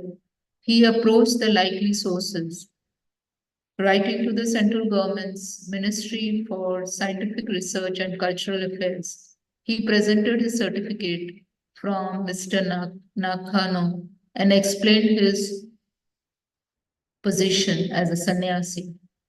In late March, the ministry sent him a form to complete and return. Time was getting short. On March 29, he wrote the Vice President, Dr. Radhakrishnan, with whom he had a speaking acquaintance as well as a philosophical difference. You know that I am a sannyasi without any relation with bank. Neither I am attached with financial institution. But the Japanese organizers have liked my literatures and they want me to present there. He pleaded that such great acharyas of India had formally presented their knowledge for the benefit of the world, and the Indian government today should send representatives of the acharya to deliver the message of Atma or the human spirit. He also wrote the deputy manager of Scindia Steam Navigation Company in Bombay, reminding him of his 1958 offer to give a 50% concession on a ticket to the United States. After explaining his invitation to Dr. Nakano in Japan, Bhaktivedanta Swami pointed out that the full round trip to Japan would be less than half the fare to the United States. Trying all possibilities at once, and with less than a month and a half before the convention, he wrote to another potential donor, Mr. Brajratan S. Mohatam, who had once expressed his willingness to send Bhaktivedanta Swami to South America, when an Indian sponsor had written expressing interest. At that time, Swami Bhaktivedanta Swami had been unable to get proper certification from the Indian government. But here he explained was a great opportunity to present the message of the Vedic literature to an international gathering of interested people. And passage to Japan was less than to South America. On the same day, he wrote to Mr. Mohata. He also mailed his complete form to the Ministry for Scientific Research. In answer to their questions as to why he was asking for donation and whether he had done so before, he replied, "Before this, I never asked the ministry for any financial assistance, as there was no need for it. As a sannyasi, I can ask for financial help when there is an absolute necessity. Our life is dedicated to render service to the humanity at large for reviving the dormant spiritual connection, consciousness." Meanwhile, his other arrangements proceeded with full cooperation from Japan. He had already sent Mr. Nakano the first 20 illustrative ideas from the light of Bhagavatam.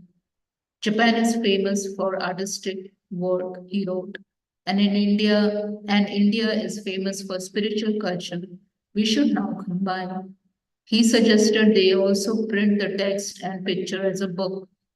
Mr. Nakano assured Bhaktivedanta Swami that this would be, sorry, Mr. Nakano assured Bhaktivedanta Swami that they would be eager to meet him at Haneda Airport. They would be readily recognizable since they would be holding a flag. And if he liked, he could stay in Japan for an entire month and hold local meetings after the scheduled convention. Mr. Nakano also asked a favor of Bhaktivedanta Swami to solidify relations with the mayors of the three Japanese cities. He asked Bhaktivedanta Swami send letter to the mayors requesting their full support of the Human Spirit Congress. Bhaktivedanta Swami immediately complied. By now it was April and no money had come. Finally, after a personal interview in which he received a definite no from Dr. Radhakrishnan, Bhaktivedanta Swami turned to Mr. Nakano in disappointment. On April 11, sorry, on April 18th, he wrote, "I am in due receipt of your letter of the 9th instant, and I'm grateful to you for all that you have said for me. I'm a humble creature, and I'm just trying to do my bit in this connection because I was so ordered by my spiritual master, Sri Bhakti Siddhanta Saraswati Goswami Maharaj. While I'm feeling too much ecstasy for the reception arrangement you're doing for me, I beg to inform you that my passage expenses, which is nearly about rupees 3,500, is not yet settled. I submitted one application to the Government of India for help, and the copy of my application is also sent herein. I also wrote a private letter to Dr. S. Radhakrishnan in this connection, and the reply which I received is also enclosed herewith."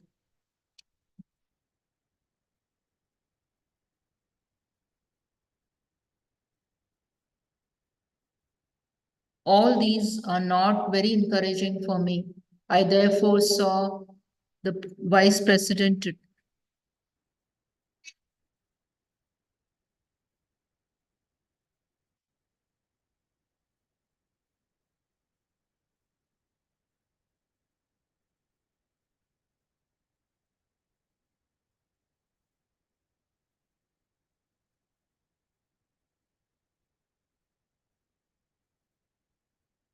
although the matter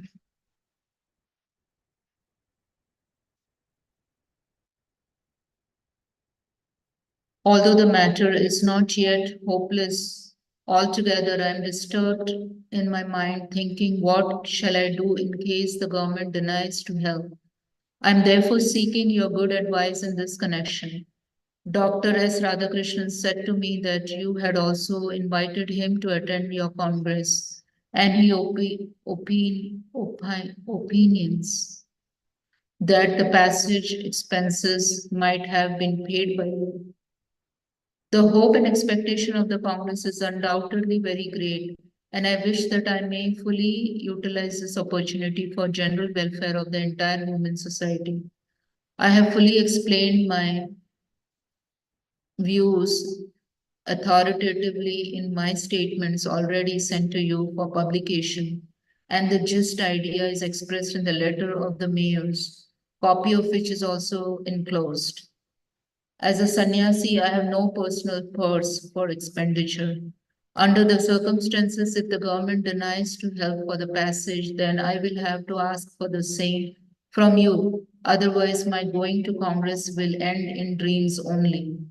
I have very little faith in the dealings of the politicians and especially of the Indian politicians.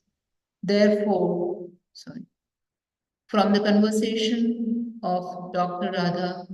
S. Radha Krishnan, it appeared to me that the government does not approve of such congress as are organized by private persons, and as such they do not participate in such congress. I shall wait for the final decision for 1 week more, when the matter will be clear, yes or no. Replies from prospective donors in India were all negative. On April 20th, he cabled Mr. Nakano. As you have, okay.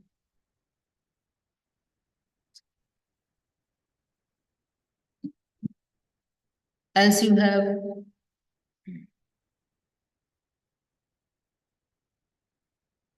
As you have developed a deep love for me, I dare to ask you to send me financial help to take me to Japan. I think you have immediately instruct your embassy in Japan to do the needful and dispatch me to Japan on your behalf. I'm feeling too much to meet you and the Congress so that we can build a solid institution for spiritual cultivation. I shall await your instruction by cable to fix up my program. But Mr. Nakano could not help. And Bhaktivedanta Swami's effort ended in a dream only.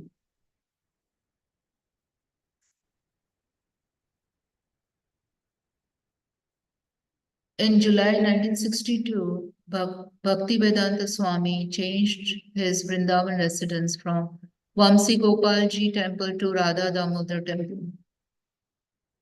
For 3 years, he had been paying the rent of 5 rupees per month for his Radha Damodar rooms and paying for the extensive repair.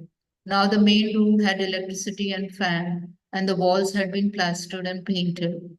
The rooms was 7 feet by 15 feet with smooth plaster walls and a floor of sandstone squares of uneven sizes, the same as a stone tile cemented in front of the samadhi of Rupa Goswami. The room was furnished with a small low desk, a kusha mat, and a cotton cot with rope woven surface to lie on.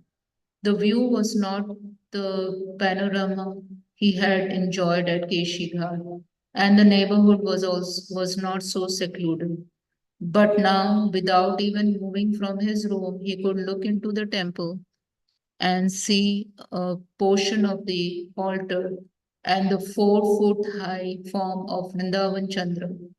The black marble Krishna deity Krishnadas Kaviraj had worshipped hundreds of years ago. The main room was connected to the kitchen by a 10-foot long veranda which faced the courtyard. And from his kitchen, he could see the samadhis of Rupa Goswami. So the place was superior to his room at the Vamsi Gopalji temple, because now he was living in the temple of Jiva Goswami, where great souls like Goswami, Rupa, Sanatana, Raghunatha, and Jiva had all gathered and taken prasadam, chanted, and discussed Krishna and Lord Chaitanya. It was the best place to work on Srimad Bhagavatam.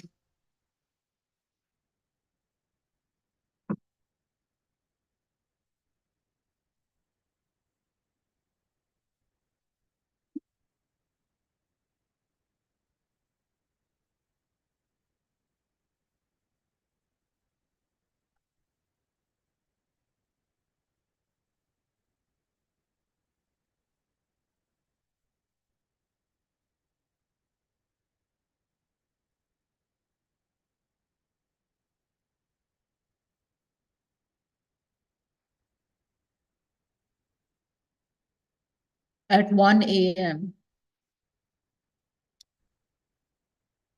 at 1 a.m., at 1 a.m. when no one else was up and it was very quiet, Bhaktivedanta Swami would wake and begin writing. Since electric failures were not uncommon in Vrindavan, he would often work by in case a beam of light would shine out from his room onto the veranda, while inside the room he worked under its brightness.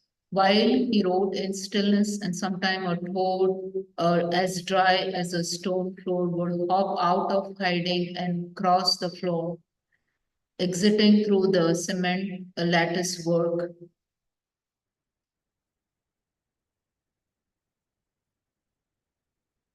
of opposite walls. Sometime a tiny mouse would run out from behind a window shutter and hide in another place. Otherwise, the room was complete sanctified stillness, and the inspiration of being in the presence of the six Goswamis was strong. Above the open courtyard, the sky would be full of clearly visible stars.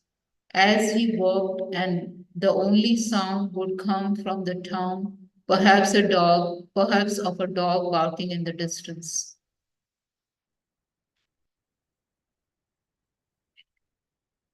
At 4 a.m., the temple pujari who slept under a shelter near the deity doors would awake and turn on an electric light and, with a long pole, clear the bats from the rafters. At 5 a.m., after waking the deities, the pujari would open the doors from before the altar and begin Mangalarti. He would offer a flame while a few resident devotees gathered and chanted, playing instruments, and usually someone would bang a gong while someone else rang a large bell. And any sound from the courtyard carried immediately to Bhaktivedanta Swami's quarters, and the clanging bell and the gong would suddenly reverberate reverberate against the walls of his small room. From his sitting place, he could see only Vrindavan Chandra on the left of the altar. Sometimes he could pause at his work and walk onto the courtyard to see the deities and their arti. The altar was filled with deities of Radha Krishna who had been worshipped by Jiva Goswami and other Vaishnava acharyas hundreds of years ago. After 10 minutes, the pujari, having offered the flame and then a conch shell filled with water, would turn and sprinkle offered water on the heads of the devotees, and the ceremony would end. After working a few hours on Srimad Bhagavatam, Bhaktivedanta Swami would sit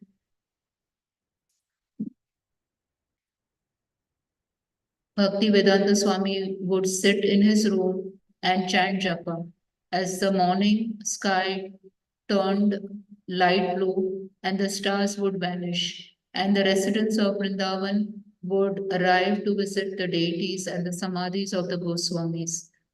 Old women would enter the temple calling out Jai Radhe in broken voices.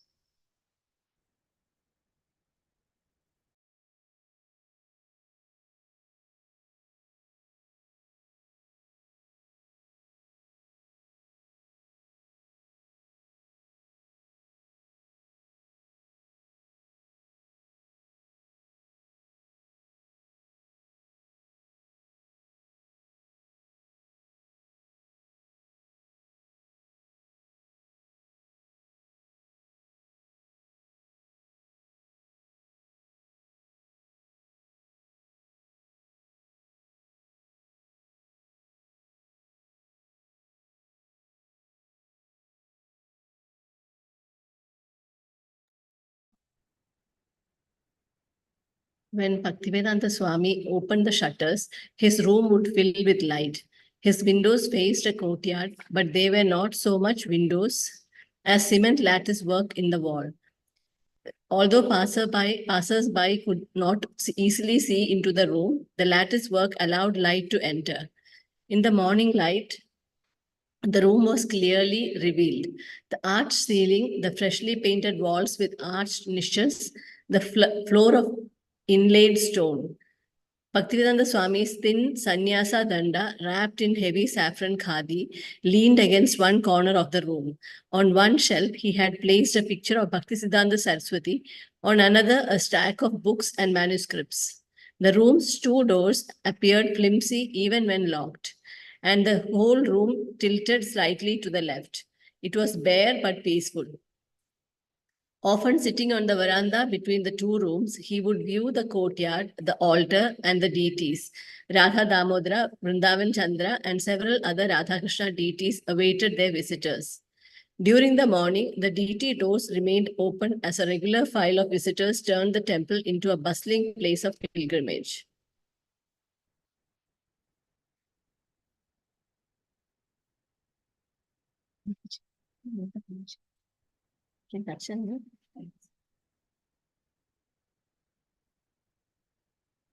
No one stayed very long. Some had rigid schedules to visit many temples and hurried on.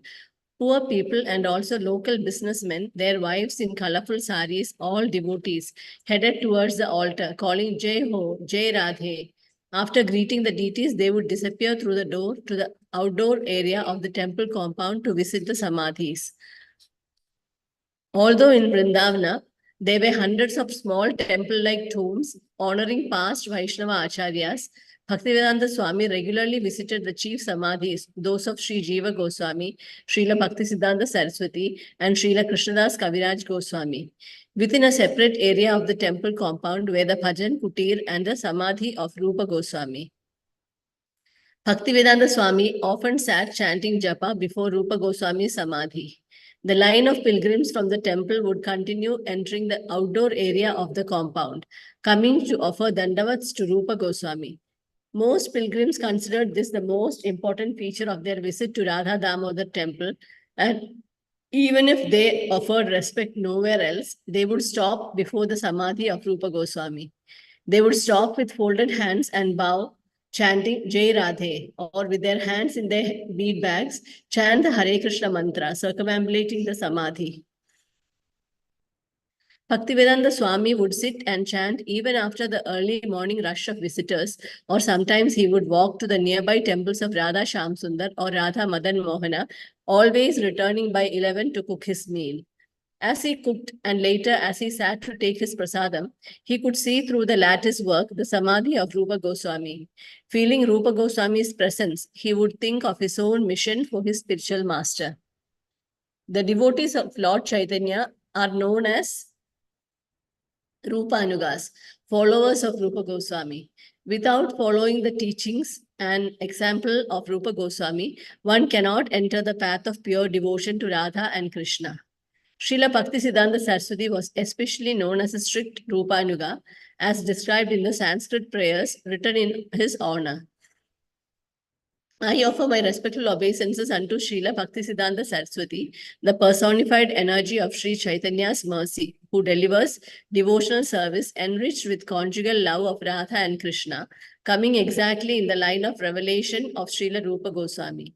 I offer my respectful obeisances unto you, who are the personified teachings of Lord Chaitanya. You are the deliverer of all of the fallen souls. You do not tolerate any statement that is against the teachings of devotional service enunciated by Srila Rupa Goswami.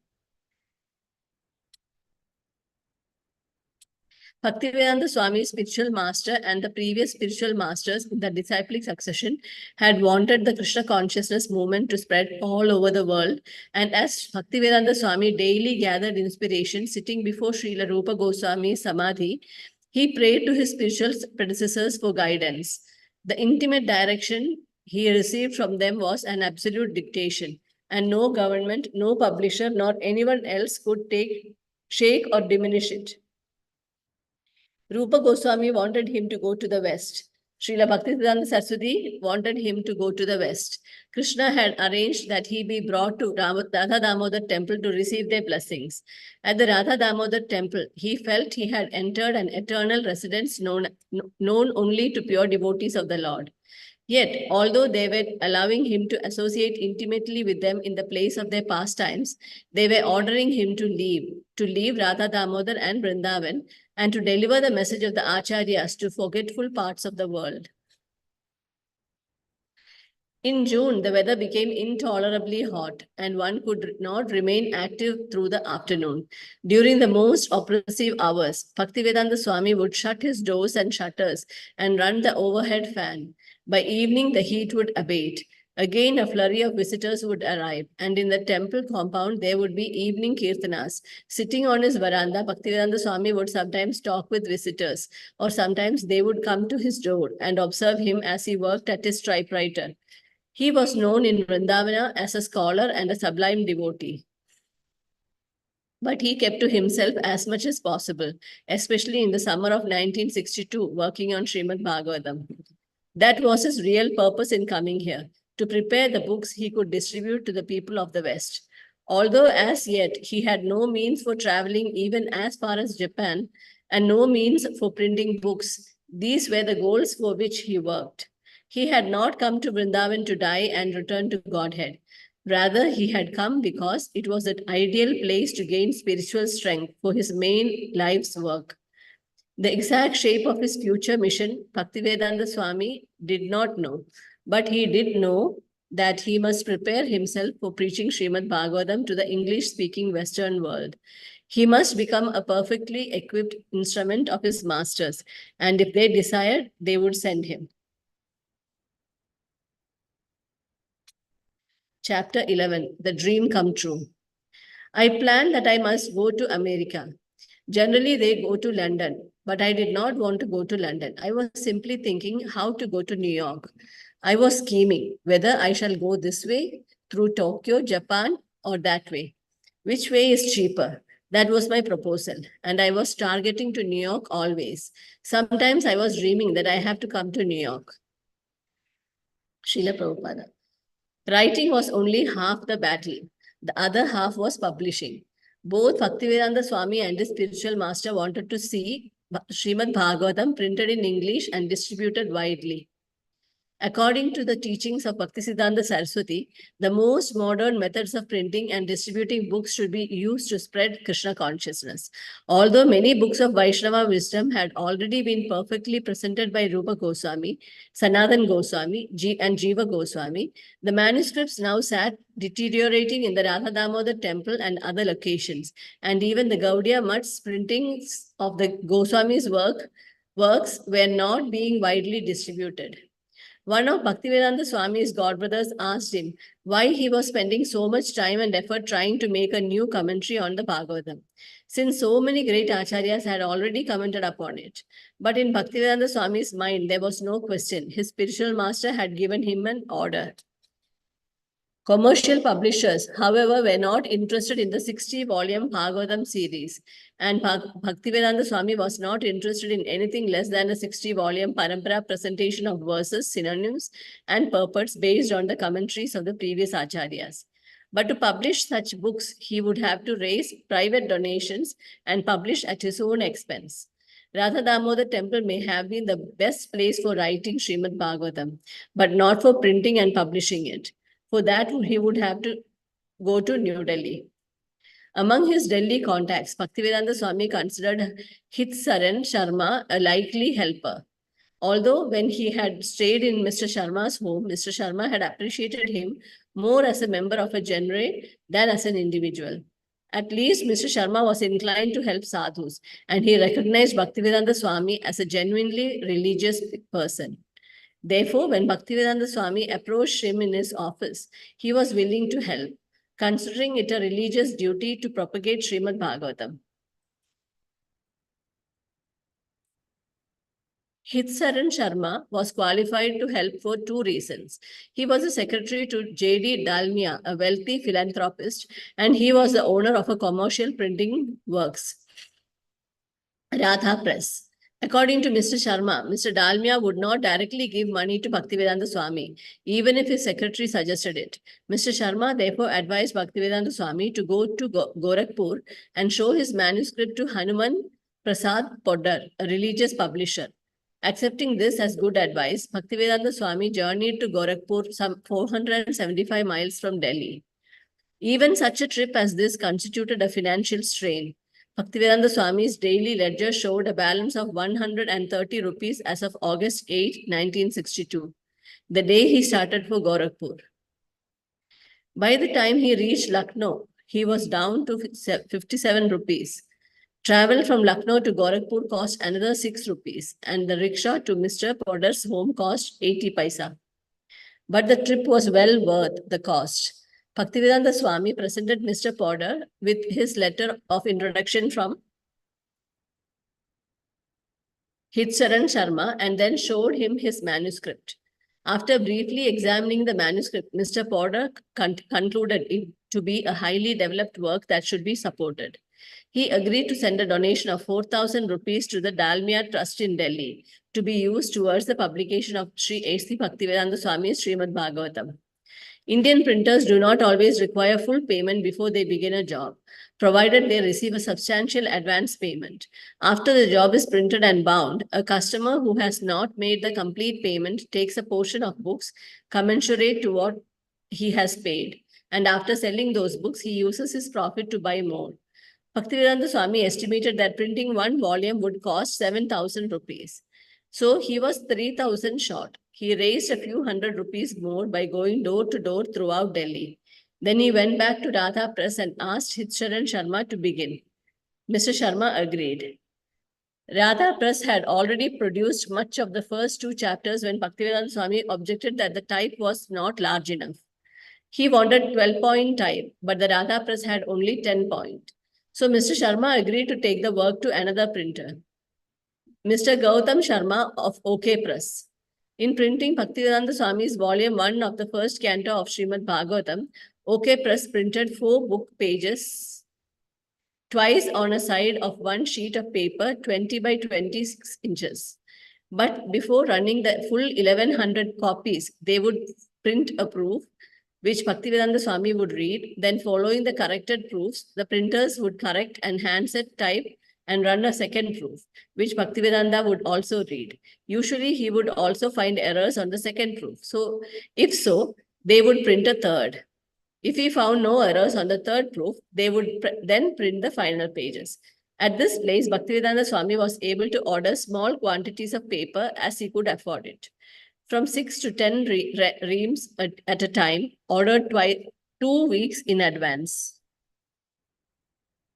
Even as the volume was being printed, he was still writing the last chapters. When the proofs were ready at OK Press, he would pick up the proofs, return to his room at Chippiwada, correct the proofs, and then return them. Sometimes 14-year-old Kant Bedi, who lived in the Chippiwada temple with his parents, would carry the proofs back and forth for the Swami. But in the last months of 1962, Bhaktivedanta Swami usually made a daily walk to OK Press. His walk through the tight, crowded lanes of Chippiwada soon led him to a road close to the Jama Mosque, and that road led into the noisy, heavily trafficked Chowri Bazaar. The neighborhood was a busy paper district where laborers with ropes strapped across their shoulders pulled stout wooden carts, heavily loaded with stacks of paper on small iron wheels. For 2 blocks, paper dealers were the only businessmen. Hariram Gupta and Company, Roop Chand and Sons, Bengal Paper Mill Company Limited, Universal Traders, Janta Paper Mart, one after another, even down the side alleys. The neighborhood storefronts were colorful and disorderly. Pedestrian traffic was so hectic that for a person to daily, even for a moment, would cause a disruption. Carts and rickshaws carried paper and other goods back and forth through the streets. Sometimes a laborer would jog past with a hefty stack of pages on his head, the stack weighing down on either end. Traffic was swift, and an unmindful or slow-footed pedestrian risked being struck by a load protruding from the head of a bearer or from a passing cart. Occasionally, a man would be squatting on the roadside, smashing chunks of coal into small pieces to sell. Tiny corner smoke shops drew small gatherings of customers for cigarettes or pan. The shopkeeper would rapidly spread the pan spices on a betel leaf, and the customer would walk off down the street, chewing the pan and spitting out red-stained saliva. Amidst this milieu, as the Chowri Bazaar commercial district blended into tenement life and children played in the hazardous streets, Bhaktivedanta Swami was a gentle-looking yet determined figure. As he walked past the tenements, the tile sellers, the grain sellers, the sweet shops, and the printers overhead would be electric wires, pigeons, and the clothesline from the tenement balconies. Finally, he would come to OK Press, directly across from a small mosque. He would come carrying the corrected proofs to anxiously oversee the printing work. After 4 months, when the whole book had been printed and the sheets were stacked on the floors of the press, Mr. Hitsaran Sharma arranged for the work to be moved to a bindery. The binding was done by an ancient operation, mostly by hand, and it took another month. Bhaktivedanta Swami would come and observe the workers. A row of men sat in a small room, surrounded by stacks of printed paper. The first man would take one of the large printed sheets, rapidly fold it twice, and pass it to the next man, who performed the next operation. The pages would be folded, stitched, and collated, then put into a vise and hammered together before being trimmed on 3 sides with a handsaw and glued. Bit by bit, the book would be prepared for the final hardcover. In addition to his visits to OK Press and the bindery, Bhaktivedanta Swami would also occasionally travel by bus across the Yamuna River to Mr. Hitsaran Sharma's Radha Press. The Radha Press was printing 1,000 dust jackets for the volume. Hitsaran Sharma. Swamiji was going hither and thither. He was getting whatever collections he would and depositing them. And he was always mixing with many persons, going hither and thither. With me, he was very fond that I should do everything as soon as possible. He had a great haste. He used to say, time is going, quick, do it. He would be annoyed with me also, and he would have me to do his work first. But I was in the service of Dalmia, and I would tell him, your work has to be secondary for me. But he would say, now you have wasted my 2 days. What is this, Sharmaji? I am coming here. I told you in the morning to do this, and you have not done it even now. But I would reply, I have got no time during the day. Then he would say, then you have wasted my complete day. So he was very much pressing me. This was his temperament. The binding was reddish, the color of an earthen brick, and was inlaid with gold lettering. Bhaktivedanta Swami had designed the dust jacket himself, and he had commissioned a young Bengali artist named Salit to execute it. It was a wraparound picture of the entire spiritual and material manifestations. Dominating the front cover was a pink lotus, and within its world were Radha and Krishna and their pastimes in Vrindavana, along with Lord Chaitanya chanting and dancing with his associates. From Krishna's lotus planet emanated yellow rays of light, and in that effulgence were many spiritual planets, appearing like so many suns. Sitting within each planet was a different four-armed form of Narayana. Each with his name lettered beneath the planet: Trivikrama, Keshava, Purushottama, and so on. With an oval at the bottom of the front cover, Mahavishnu was exhaling the material universes. On the inside cover was Bhaktivedanta Swami's explanation of the cover illustration. When the printing and binding were complete, there were 1,100 copies. Bhaktivedanta Swami would receive 100 copies and the printer would keep the balance. From the sale of the 100 copies, Bhaktivedanta Swami would continue to pay off his debt to the printer and binder. Then he would receive another supply of books. This would continue until he had finished paying his debt. His plan was to then publish a second volume from the profits of the first and a third volume from the profits of the second. Kant Pedi went to pick up the first 100 copies. He hired a man who put the books in large baskets, placed them on his hand truck, then hauled them through the streets to the Chippyada temple. Bhaktivedanta Swami went out alone to sell his books and present them to important people. Dr. Radhakrishnan, who gave him a personal audience, agreed to read the book and write his opinion. Hanuman Prasad Poddar was the first to write a favorable review. It is a source of great pleasure for me that a long cherished dream has materialized and is going to be materialized with this and the would-be publications. I thank the Lord that due to his grace, this publication could see the light. Bhaktivedanta Swami went to the major libraries, universities, and schools in Delhi, where the librarians found him calm and quiet, noble, polite, scholarly, with a specific glow in him. Traveling on foot, he visited school administration offices throughout Delhi and placed copies in more than 40 schools in the Delhi area. The Ministry of Education, which had previously denied him assistance, placed an order for 50 copies for selected university and institutional libraries throughout India. The ministry paid him 600 rupees plus packing and postage charges, and Bhaktivedanta Swami mailed the books to the designated libraries.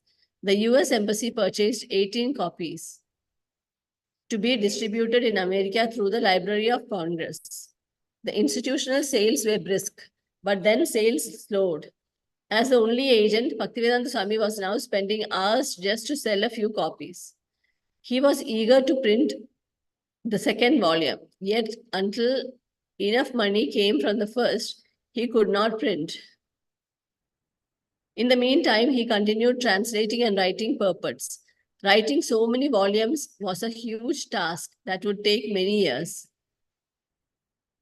And at his present rate, with sales so slow, he would not be able to complete the work in his lifetime.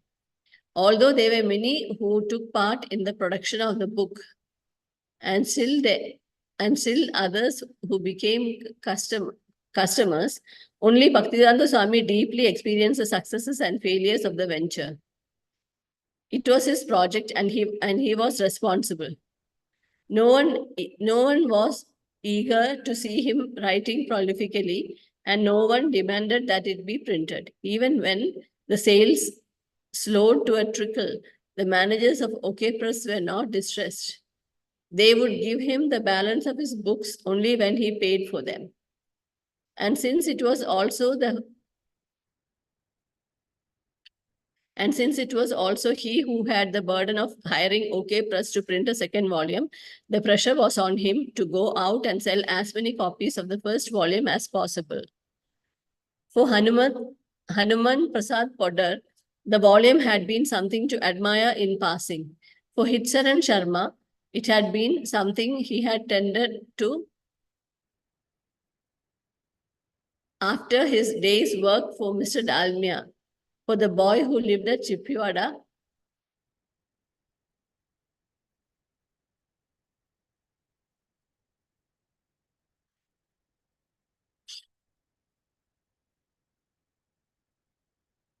for Hanuman Prasad Poddar, the volume has been something to admire in passing. For Hitsaran Sharma, it had been something he had tended to after his day's work for Mr. Dalmia. For the boy who lived at Chippyada, the book had meant a few errands. For the paper dealers, it had meant a small order. For Dr. Radhakrishnan, it had been but the slightest, soon forgotten matter in a life crammed with national politics and Hindu philosophizing.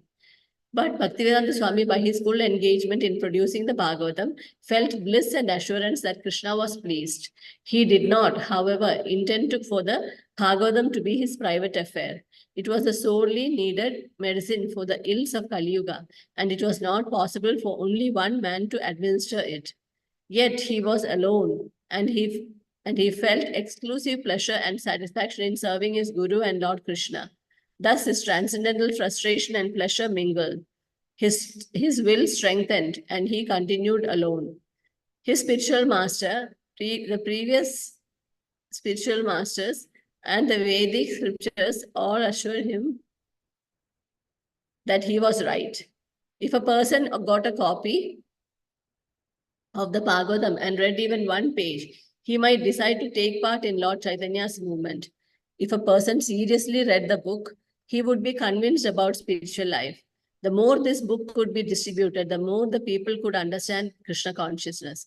And if they understood Krishna consciousness, they would become liberated from all problems. Book selling was the real preaching.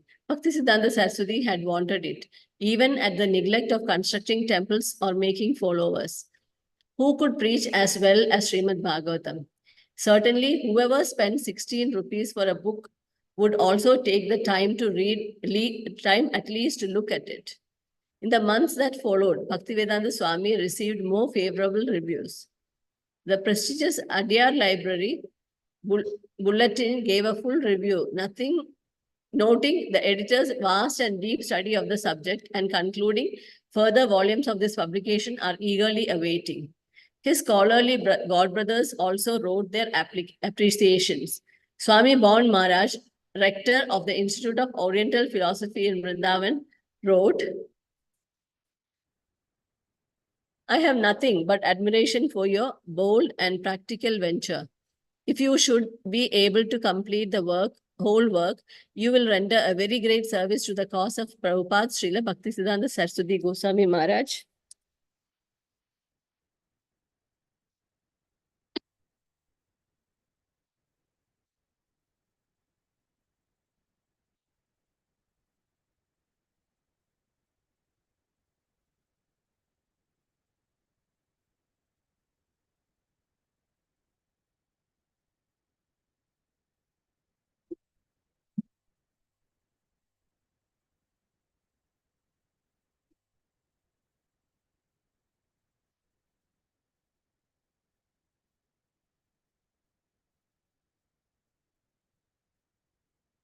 I have nothing but admiration for your bold and practical venture. If you should be able to complete the whole work, you will render a very great service to the cause of Prabhupada Srila Bhaktisiddhanta Saraswati Goswami Maharaj, Sri Chaitanya Mahaprabhu, and the country also.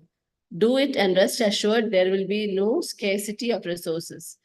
Bhakti Saranga Maharaj wrote a full review in his Sajjana Toshani. We expect that this particular English version of Srimad Bhagavatam will be widely read, and thereby spiritual poverty of people in general may be removed forever. At a time when we need it very greatly, Srimad Bhaktivedanta Swami has given us the right thing. We recommend this publication for everyone's serious study. Sri Bishwanath Das, Governor of Uttar Pradesh, commended the volume to all thoughtful people. An economic review praised the author for attempting a tremendous task. At a time when not only the people of India, but those of the West need the chastening quality of love and truth in the corrupting atmosphere of hate and hypocrisy, a work like this will have uplifting and corrective influence. Dr. Zakir Hussain, Vice President of India, wrote, I have read your book, Srimad Bhagavatam, with great interest and much profit. I thank you again for the kind thought which must have prompted you to present it to me. The favorable reviews, although Bhaktivedanta Swami could not pay the printer with them, indicated a serious response. The book was valuable, and subsequent volumes would earn the series even more respect. By Krishna's grace, Bhaktivedanta Swami had already completed many of the translations and purports for volume 2.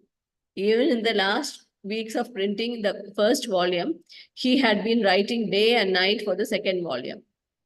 It was glorification of the Supreme Lord Krishna, and therefore it would require many, many volumes. He felt impelled to praise Krishna and describe him in more and more volumes. Srila Bhaktisiddhanta Saraswati had said that the presses of the world could not print fast enough the glories of Krishna and the spiritual world that were being received at every moment by pure devotees. Bhaktivedanta Swami decided to return to Vrindavana for several months of intense writing on volume 2. This was his real business at the Radha Damodara temple. Vrindavan was the best place for writing transcendental literature. Then that had already been demonstrated by the Vaishnava acharyas of the past. Living in simple ease, taking little rest and food, he continually translated the verses and composed his Bhaktivedanta purports for volume 2.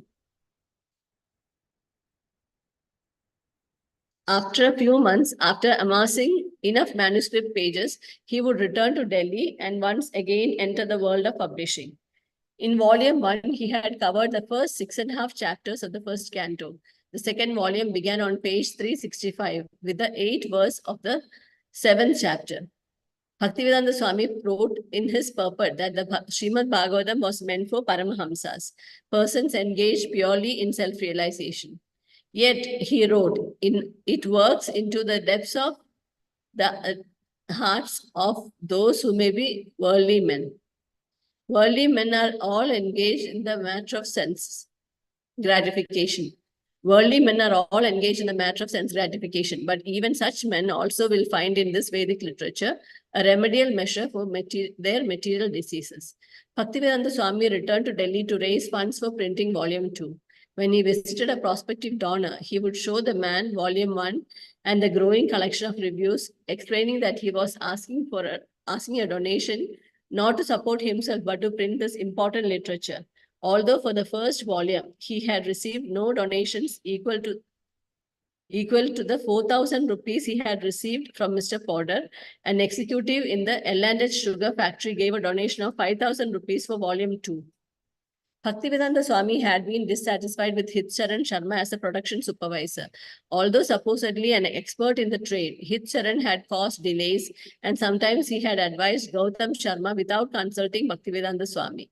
The work on volume 1 had slowed and even stopped when a job from a cash customer had come up.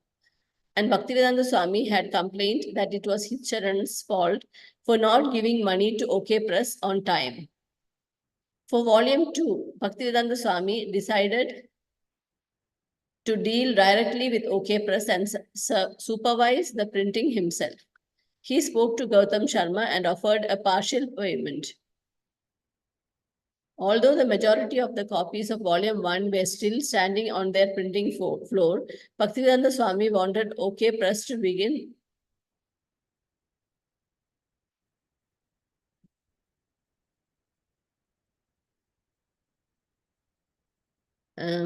although the majority of the copies of volume 1 were still standing on their printing floor, Bhaktivedanta Swami wanted OK Press to begin volume 2.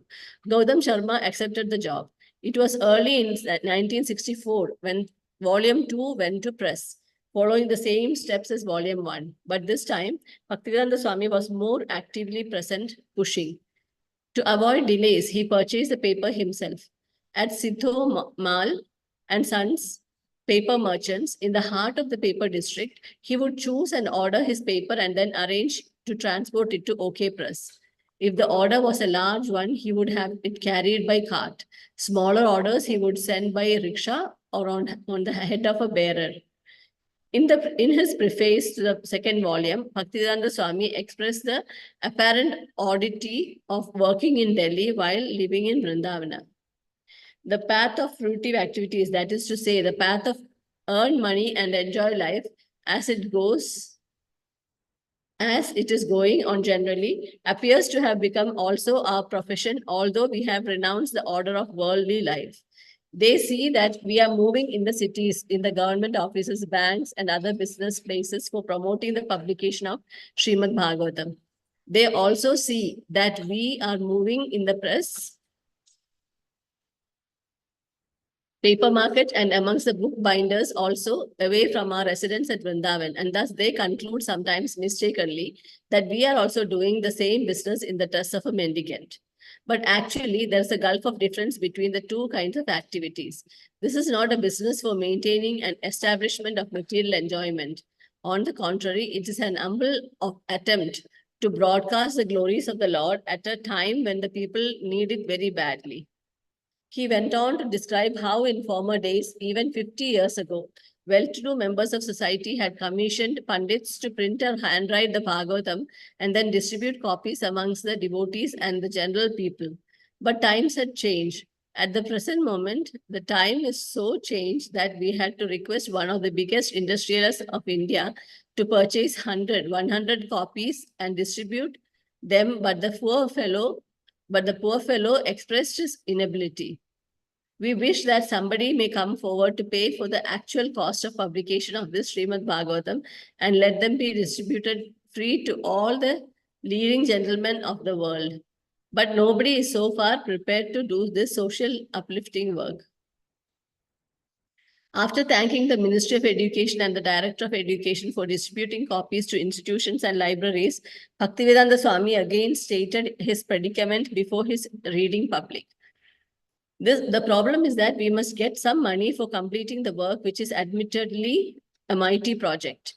The sales proceeds are being employed in the promotional work and not in sense gratification. Herein lies a difference from the fruitive activities. And for all this, we have to approach everyone concerned just like a businessman. There's no harm to become a businessman if it is done on account of the Lord, as much as there was no harm to become a violent warrior like Arjuna or Hanumanji, if such belligerent activities are executed to satisfy the desires of the Supreme Lord. So even though we are not in Himalayas, even though we talk about business, even though we deal in India, deal in rupees and paisas, still, simply because we are 100% servants of the Lord and are engaged in the service of broadcasting the message, message of his glories, certainly we shall transcend and get through the invincible impasse of Maya and reach the effulgent kingdom of God to render him face-to-face eternal service in full bliss and knowledge. We are confident of this factual position, and we may also assure to our numerous readers that they will also achieve the same result simply by hearing the glories of the Lord. On receipt of the first copies of the second volume, another 400-page cloth-bound, brick-colored Srimad Bhagavatam with the same dust jacket as volume 1, Bhaktivedanta Swami made the rounds of the institutions, scholars, politicians, and booksellers. One Delhi bookseller, Dr. Manoharlal Jain, had particular success in selling the volumes. Manoharlal Jain, he would come to me for selling his books. He would come often, and he used to chat with me for 1 or 2 hours. He had no other business except selling his books as much as possible. We would discuss the difficulties he was having, and also many other things, yoga, Vedanta, and religious aspects of life. His problem was distributing his work because it was a big publication. He had planned to publish in many volumes. Naturally, I told him it was not possible for any individual bookseller or publisher here to publish it and invest money in it. So that was a little bit of a disappointment for him because he could not bring out more volumes. But my sales were good because this was the best translation, Sanskrit text with English translations. No other such edition was available. I sold about 150 to 200 copies in about 2 or 3 years. The price was very little, only 16 rupees. He had published his reviews and he had published his reviews and he had a good market. The price was reasonable and he was not interested in making money out of it. He was printing in English for the foreigners. He had a good command of Sanskrit as well as English. When we met, we would speak in English and his English was very impressive. He wanted me to publish, but I didn't have any presses and no finances. I told him frankly, I would not be able to publish it because it was not 1 or 2 volumes, but many. But he managed anyhow. I referred him to Atma Ram and Sons. He also used to go there. He was a great master, a philosopher, a great scholar. I used to enjoy the talks. He used to sit with me for 1 or 2 hours, as much as he could afford. Sometimes he would come in the morning, 11 or 12, and then sometimes in the afternoon. He used to come in for money. How many copies are sold? So I would pay him practically. He was not doing very well with finances at that time. He only wanted that his books should be sold to every library and everywhere where the people are interested in it. We used to publish a catalog every month, and I would advertise his book. Orders would be coming from all over the world. So at least for me, the sales were picking up. If I sold 100 copies and the first volume, if I sold 100 copies of the first volume, then I figured the second volume would be sold in the same number, naturally. But definitely those who would take the first volume would also take volume 2, because it was institutional and the institutions will always try to complete their set. He used to discuss with me how the volumes can be brought out and how many it would take to complete the Srimad Bhagavatam. He was very much interested in bringing out the whole series. In January of 1964, Bhaktivedanta Swami was granted an interview with Indian Vice President Zakir Hussain, who, although a Muslim, had written an appreciation of Bhaktivedanta Swami's Srimad Bhagavatam. As Dr. Hussain cordially received the author at the presidential palace, Bhaktivedanta Swami spoke of the importance of Srimad Bhagavatam in the cause of love of Godhead. But Dr. Hussain wanted to know how love of Godhead could help humanity. The question put by the ruler to the sadhu was filled with philosophical implications.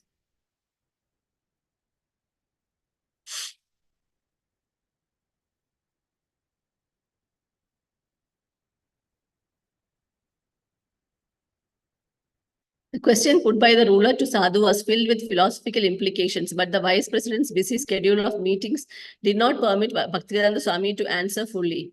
For the vice president, the interview was a gesture of appreciation, recognizing the Swami for his work on behalf of India's Hindu cultural heritage, and Bhaktivedanta Swami humbly accepted the ritual. Later, however, he wrote Dr. Hussain a long letter answering the question he had not had time to answer during their brief meeting. Muslims also admit, he wrote, that there is nothing greater than Allah. The Christians also admit that God is great. The human society must learn to obey the laws of God. He reminded Dr. Hussain of India's great cultural asset, the Vedic literature. The Indian government could perform the best welfare work for humanity by disseminating Vedic knowledge in the systematic way. Srimad Bhagavatam was produced in India. It was the substantial contribution India could offer to the world. In March of 1964, Krishna Pandit, Bhaktivedanta Swami's sponsor at the Radhakrishna temple in Chippivada, arranged for him to reside for a few months at the Sri Radha Vallabhji temple in the nearby Rosenpura, Naisarat neighborhood. There he would continue his writing and publishing, but he would also be giving a series of lectures. Krishna Pandit provided Bhaktivedanta Swami about 1,500 rupees for his maintenance. On Bhaktivedanta Swami's arrival at Sri Radha Vallabhji's temple, the manager distributed notices inviting people to take full advantage of the presence of a Vaishnava sadhu. As resident Acharya, Bhaktivedanta Swami held morning and evening discourses at the temple without reducing his activities of writing and printing. In June, Bhaktivedanta Swami got the opportunity to meet Prime Minister Lal Bahadur Shastri. The meeting had been arranged by Daulatram Khanna, a wealthy jeweler who was a trustee of the Chippivada temple and had often met with Bhaktivedanta Swami there. An old friend of Prime Minister Shastri since youth, when they had attended the same yoga club, Mr. Khanna arranged the meeting as a favor to Bhaktivedanta Swami. Let the Prime Minister meet a genuine sadhu, Mr. Khanna thought. It was a formal occasion in the gardens of Parliament building, and the Prime Minister was meeting a number of guests. Prime Minister Shastri, dressed up in white kurta and dhoti and a Nehru hat and surrounded by aides, received the early sadhu. Bhaktivedanta Swami, looking scholarly in his spectacles, stepped forward and introduced himself and his book Srimad Bhagavatam. As he handed the Prime Minister a copy of Volume 1, a photographer snapped a photo of the author and Prime Minister smiling over the book.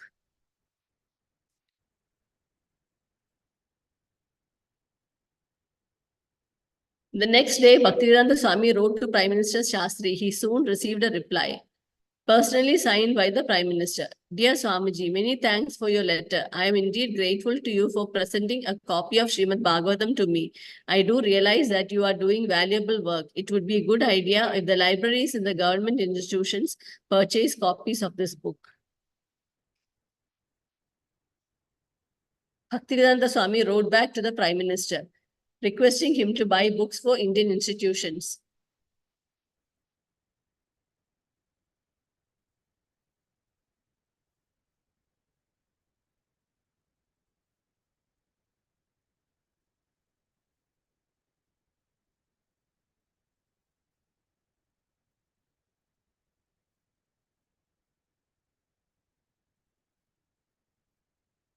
Bhaktivedanta Swami wrote back to the Prime Minister requesting him to buy books for Indian institutions. Mr. R.K. Sharma of the Ministry of Education subsequently wrote back confirming that they would take 50 copies of Volume 2, just as they had taken Volume 1. To concentrate on completing Volume 3, Bhaktivedanta Swami returned to the Radha Damodara temple. These were the last chapters of the first canto, dealing with the advent of the present age of Kali. There were many verses foretelling society's degradation and narrating how the great king Parikshit had stayed off Kali's influence by his strong Krishna-conscious rule. In his purports, Bhaktivedanta Swami wrote that government could not check corruption unless it rooted out the 4 basic principles of irreligion: meat eating, illicit sex, intoxication, and gambling. You cannot check all these evils of society simply by statutory acts of police vigilance, but you have to cure the disease of mind by the proper medicine, namely advocating the principles of Brahmanical culture or the principles of austerity, cleanliness, mercy, and truthfulness. We must always remember that false pride, undue attachment for women, or association with them, and intoxicating habit of all description will cripple the human civilization from the path of factual peace. However, the people may go on clamoring for such peace of the world. To raise funds for Volume 3, Bhaktivedanta Swami decided to try Bombay. He traveled there in July and stayed at the Prem Kutir Dharmashala, a free ashrama. Srila Prabhupada, at Prem Kutir, they received me very nicely. I was going to sell my books. Some of them were criticizing, what kind of sannyasi? He is making business, book selling? Not the authorities said this, but some of them. I was writing my book then also. Then I became a guest for 15 days with a member of the Dalmia family. One of the brothers told me that he wanted to construct a little cottage at his house. You can live here. I will give you a nice cottage. I thought, no, it is not good to be fully dependent on and patronized by a Vishay materialist. But I stayed for 15 days and he gave me exclusive use of a typewriter for writing my books. Bhaktivedanta Swami made his rounds for the institutions and booksellers in Bombay. He now had an advertisement showing himself with Prime Minister Shastri, and he also had the Prime Minister's letter and the Ministry of Education's purchase order for 50 volumes. Still, he was getting only small orders. Then he decided to visit Sumati Morarji, head of the Scindia Steamship Company. He had heard from his godbrothers in Bombay that she was known for helping sadhus and had donated to the Bombay Gaudiya Mutt. He had never met her, but he well remembered the 1958 promise by one of her officers to arrange half-fare passage for him to America. Now he wanted her help for printing Srimad Bhagavatam. But his first attempts to arrange a meeting were unsuccessful. Frustrated at being put off by Mrs. Morarji's officers, he sat down on the front step of her office building, determined to catch her attention as she left for the day. The lone sadhu certainly caused some attention as he sat quietly chanting for 5 hours on the steps of the Scindia Steamship Company building. Finally, late that afternoon, Mrs. Morarji emerged in a flurry of business talk with her secretary, Mr. Chokshi. Mr. Chokshi. Upon seeing Bhaktivedanta Swami, she stopped. Who is this gentleman sitting here? She asked Mr. Chokshi. He's been here for 5 hours, the secretary said. All right, I'll come, she said, and walked up to the where Bhaktivedanta Swami was sitting. He smiled and stood, offering namaskaras with his folded palms. Swamiji, what can I do for you? She said. Bhaktivedanta Swami told her briefly of his intentions to print the 3rd volume of his Srimad Bhagavatam. I want you to help me, he said. All right, Mrs. Morarji replied. We can meet tomorrow because it is getting late. Tomorrow you can come and we will discuss. The next day, Bhaktivedanta Swami met with Mrs. Morarji in her office, where she looked at the typed manuscript and the published volumes. All right, she said, if you want to print it, I'll give you the aid. Whatever you want, you can get it printed. With Mrs. Morarji's guarantee, Bhaktivedanta Swami was free to return to Vrindavan to finish writing the manuscript. As with the previous volumes, he set a demanding schedule for writing and publishing. The 3rd volume would complete the 1st canto. Then, with the supply of impressive literature, he would be ready to go to the West. Even with volumes 1 and 2, he was getting a better reception in India.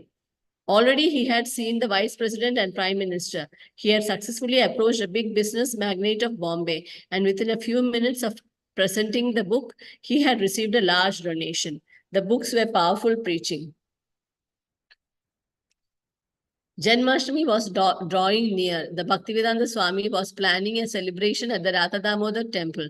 He wanted to invite Vishwanath Das, the governor of Uttar Pradesh, to preside over the ceremony honoring Lord Krishna's appearance. Sri Vishwanath had received a copy of Srimad Bhagavatam Volume 1 and had written a favorable review. Although a politician, he was known for his affection and respect for sadhus. He regularly invited recognized sadhus to his home, and once a year he would visit all the important temples of Mathura and Vrindavana. Bhaktivedanta Swami asked Vrindavana's municipal president Mangalal Sharma to invite the governor to the Janmashtami celebration at Radha Damodar temple. The governor readily accepted the invitation.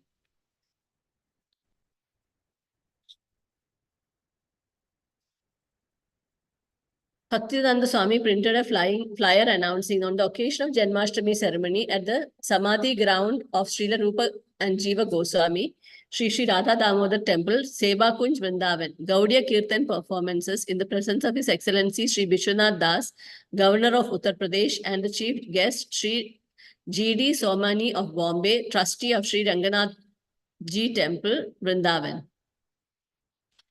Dated at Vrindavan, Sunday, the 31st August 1964 at 7:30 to 8:30 p.m. The flyer contained an advertisement for the Srimad Bhagavatam series to be completed in 60 volumes. Bhajanas to be sung on the occasion, Sri Krishna Chaitanya Prabhu, Nitai Padakamala, the prayers to the 6 Goswamis, and other favorite songs of the Gaudiya Vaishnavas were printed in Bengali as a songbook. The program was successful. A large crowd attended and sang songs to Lord Krishna and took prasadam. Bhaktivedanta Swami lectured on a verse from Srimad Bhagavatam describing the age of Kali as an ocean of faults that had but one saving quality, the chanting of Hare Krishna. After leading Hare Krishna Kirtana, Bhaktivedanta Swami presented a copy of his 2nd volume of Srimad Bhagavatam to the governor and spoke of his plans to preach all over the world. The day after Janmashtami was Bhaktivedanta Swami's 69th birthday. A few days later, Vishwanath Das requested Swami Maharaj to visit him at his mansion in Lucknow. It was a special occasion, and the governor had invited several sadhus and planned a kirtan program. He had invited a professional musical group who toured India performing kirtanas and giving recitals. One of the musicians, young Sisir Kumar Bhattacharya, was very impressed with Bhaktivedanta Swami. Sisir Bhattacharya. We were invited to perform kirtana in the governor's house in Lucknow. We had about 7 or 8 in one group. This was the governor's house, a big home, and I was sitting on a dais. I saw the governor, Vishwanath Das, and beside him was a sadhu who was old, but I thought was really strong. When I saw the governor sitting there, I came down from the dais and bowed down. Then I asked which subject he wanted to listen to. He said, let's have something about Chaitanya Mahaprabhu. Then I said, I'm very glad you selected this. About 1.5 hour we spent on Mahaprabhu's Kirtana. And then we had our dinner in the big banquet hall on all silver plates with the governor symbols on each of them. We sat together and I was sitting side by side with the same sadhu, and he introduced himself as Bhaktivedanta Swami. We discussed, and then the Swami presented me with a book, Srimad Bhagavatam. Bhaktivedanta Swami said, I am interested to propagate Krishna Nama and Chaitanya Mahaprabhu in Western countries. I am trying to get some way to find some ticket. If I get, I will go, and I will propagate Mahaprabhu's teachings. And he uttered this verse from Mahaprabhu. Prithvite ache yatha nagaradi grama sarvatra prachara highway mora nama. But I did not think he would actually be able to do it because he was very simple and poor.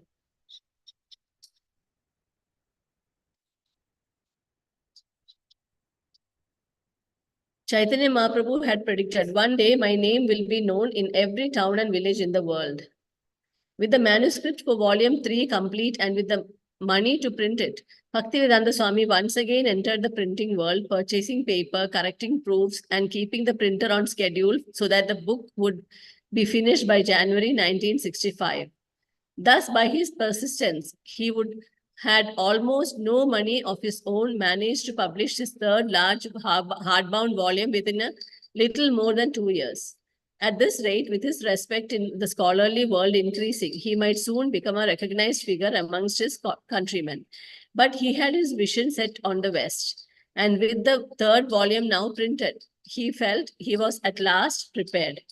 He was 69 and would have to go soon. It had been more than 40 years since Srila Bhaktisiddhanta Saraswati had first asked a young householder in Calcutta to preach Krishna consciousness in the West. At first, it had seemed impossible to Abhay Charan, who had so recently entered family responsibilities. That obstacle, however, had long ago been removed, and for more than 10 years, he had been free to travel. But he had been penniless and still was, and he had wanted first to publish some volumes of Srimad Bhagavatam to take with him. It had seemed necessary if he were to do something solid. Now, by Krishna's grace, 3 volumes were on hand. Srila Prabhupada, I planned that I must go to America. Generally, they go to London, but I did not want to go to London. I was simply thinking how to go to New York. I was scheming whether I shall go this way through Tokyo, Japan, or that way. Which way is cheaper? That was my proposal. And I was targeting to New York always. Sometimes I was dreaming that I have come to New York. Then Bhaktivedanta Swami met Agarwal, a Madura businessman, and mentioned to him in passing, as he did to almost everyone he met, that he wanted to go to the West. Although Mr. Agarwal had known Bhaktivedanta Swami for only a few minutes, he volunteered to try to get him a sponsor in America.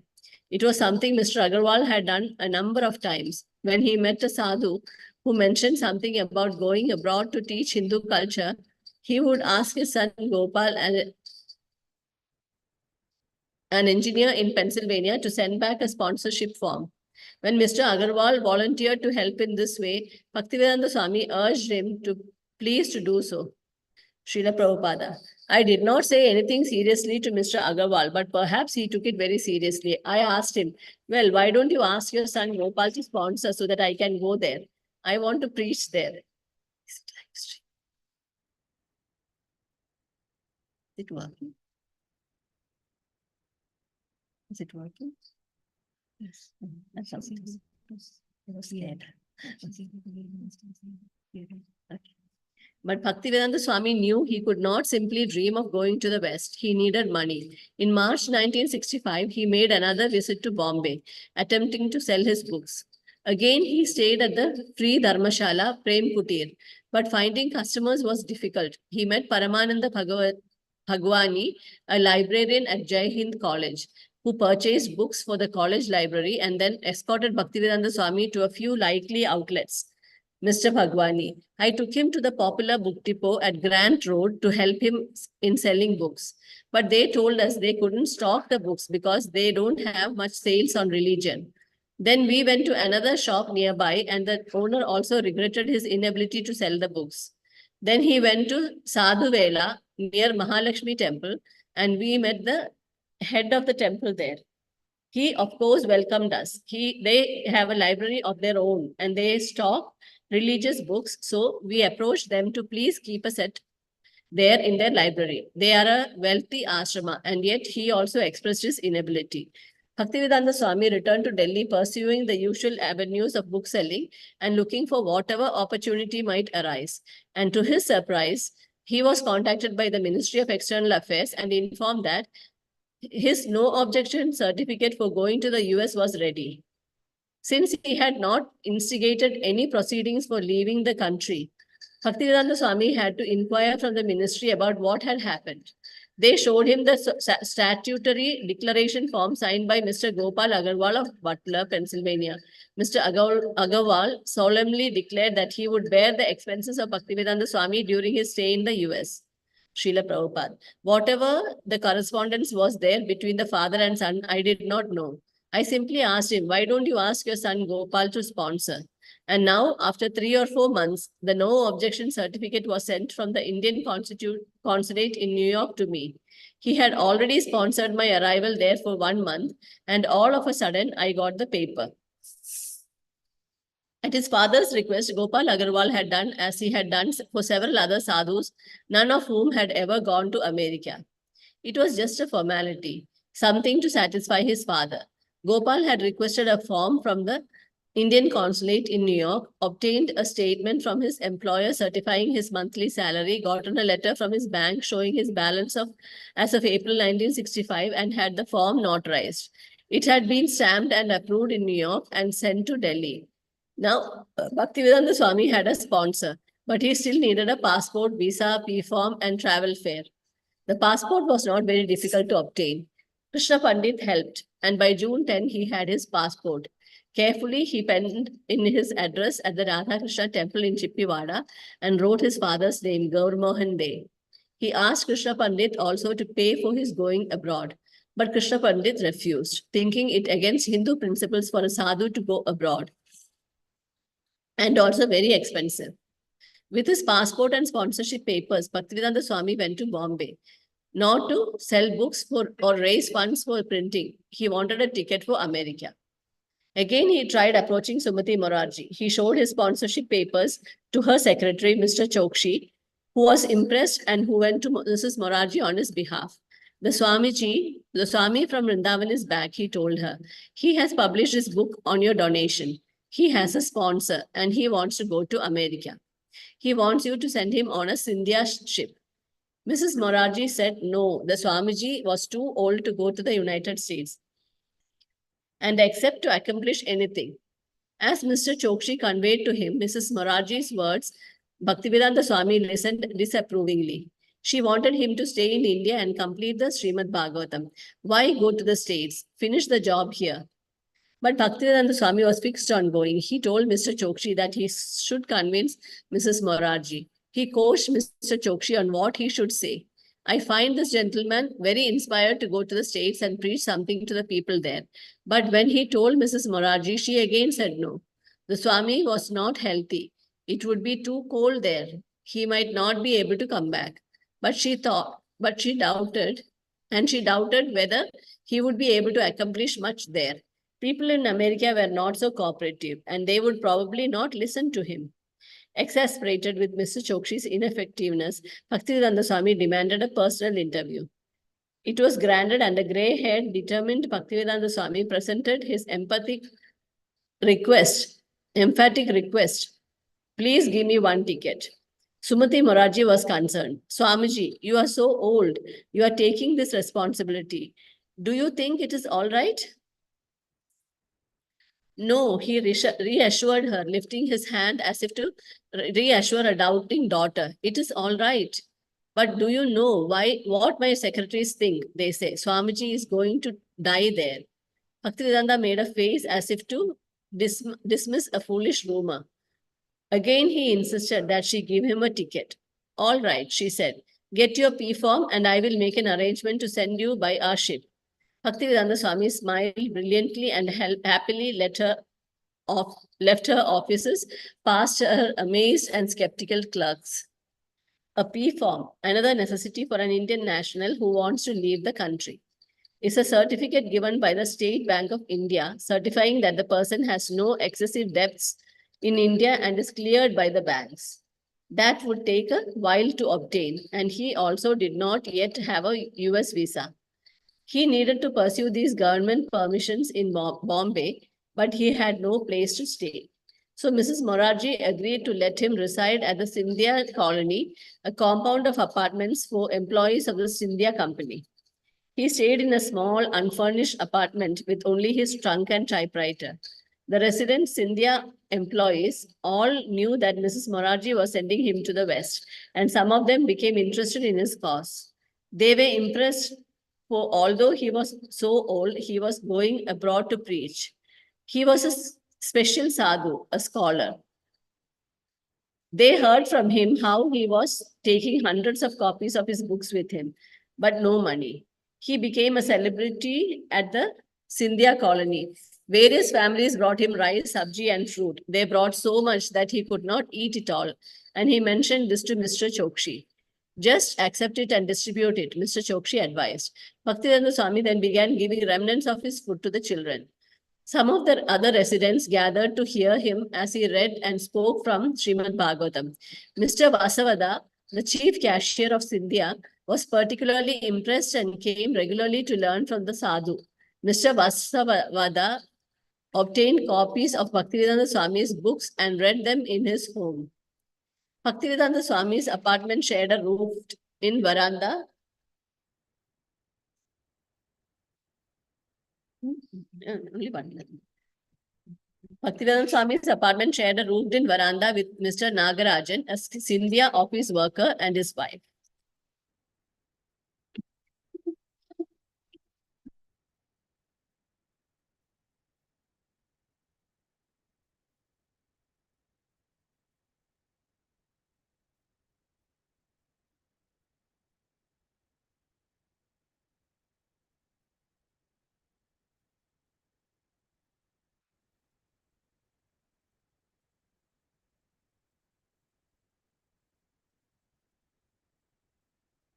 Mrs. Naragajan.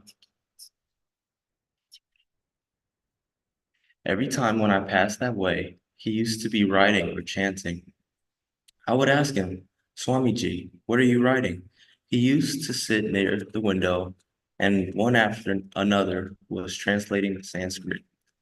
He gave me 2 books and said, Child, if you read this book, you will understand. We would have discourses in the house, and 4 or 5 Gujarati ladies used to come. At one of these discourses, he told one lady that those who wear their hair parted on the side, that is not a good idea. Every Indian lady should have their hair parted in the center. They were very fond of listening and very keen to hear his discourse. Every day, he would go out trying to get his visa and P form as quickly as possible, selling his books and seeking contacts and supporters for his future Srimad Bhagavatam publishing. Mr. Nagarajan tried to help. Using the telephone directory, he made a list of wealthy business and professional men who were Vaishnavas and might be inclined to assist. Bhaktivedanta Swami's neighbor at Sinchidia colony observed him coming home dead tired in the evening. He would sit quietly, perhaps feeling morose. Some neighbors thought, but after a while he would sit up, rejuvenated, and started writing. Mrs. Naragaja. When he came home, we used to give him courage. We used to tell him, Swamiji, you will one day achieve your target. He would say, time is still not right.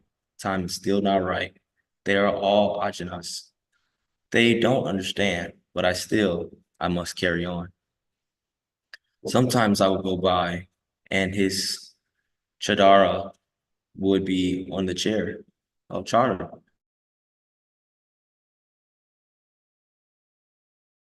He would be sitting on his windowsill. Swamiji, do you have any good contacts? He would say, not much today. I didn't get much, and it is depressing. Tomorrow, Krishna will give more details, and he will sit there quietly.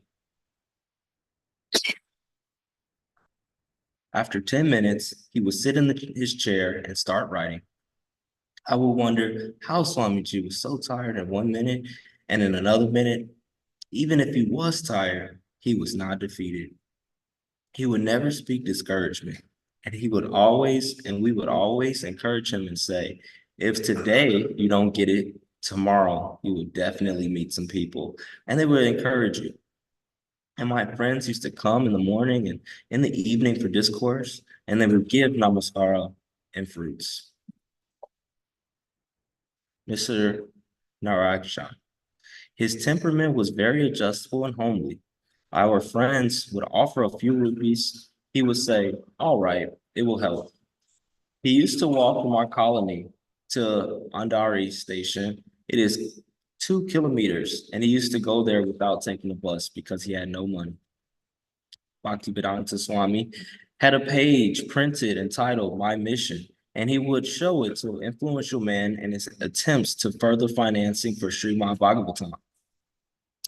The printed statement proposed that God consciousness was the only remedy for the evils of modern materialistic society.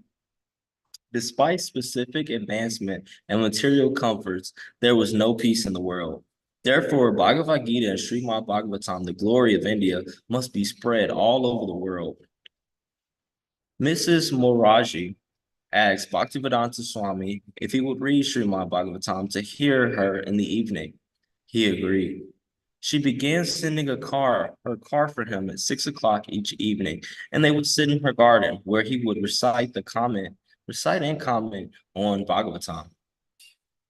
Mrs. Moraraji, he used to come in the evening and sing the verses in rhythmic tunes, as is usually done in the Bhagavatam. And certain points, when you sit and discuss, you raise so many points. He was commenting on the certain points, but it was all from the Bhagavatam. So he used to sit and explain to me and then go. He could give time and I could hear him. That was for about 10 or 15 days. His backing by Chachadia and his sponsorship in the US were a strong presentation, and with the help of the people at Chachadia, he obtained his visa on July 28, 1965. But the P-form proceedings went slowly and even threatened to last insurmountable obstacle. Srila Prabhupada, formerly, there were no restriction for going outside, but for a sannyasi like me, I had much difficulty obtaining the government permission to go out. I had applied for the P-form sanction, but no sanction was coming. Then I went to the State Bank of India. The officer was Mr. Martarachi. He told me, Swamiji, you are sponsored by a private man, so we cannot accept. If you are invited by some institution, then we can consider. But you are invited by a private man for 1 month, and after 1 month, if you are in difficulty, there will be so many obstacles. But I had already prepared everything to go. So I said, what have you done? He said, I have not decided to sanction your P form. I said, no, don't do this. You better send me to your superior. It should not be like that. So he took my request and he sent the file to the chief official of foreign exchange, something like that. So he was the supreme man in the State Bank of India. I went to see him. I asked the secretary, do you have such and such file? You kindly put it into Mr. Rao. I want to see him. So the secretary agreed, and he put the file and he put my name down to see him. I was waiting. So Mr. Rao came personally. He said, Swamiji, I passed your case. Don't worry. Following Mr. Maraji's instructions, her secretary, Mr. Chosky, made final arrangements for Bhaktivedanta Swami. Since he had no warm clothes, Mr. Chosky took him to buy a wool jacket and other wool clothes.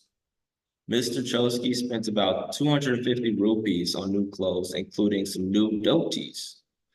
At Bhaktivedanta Swami's request, Mr. Chosky printed 500 copies of a small pamphlet containing the 8 verses written by Lord Chaitanya and an advertisement for Srimad Bhagavatam in the context of an advertisement in the Sachadiya steamship company.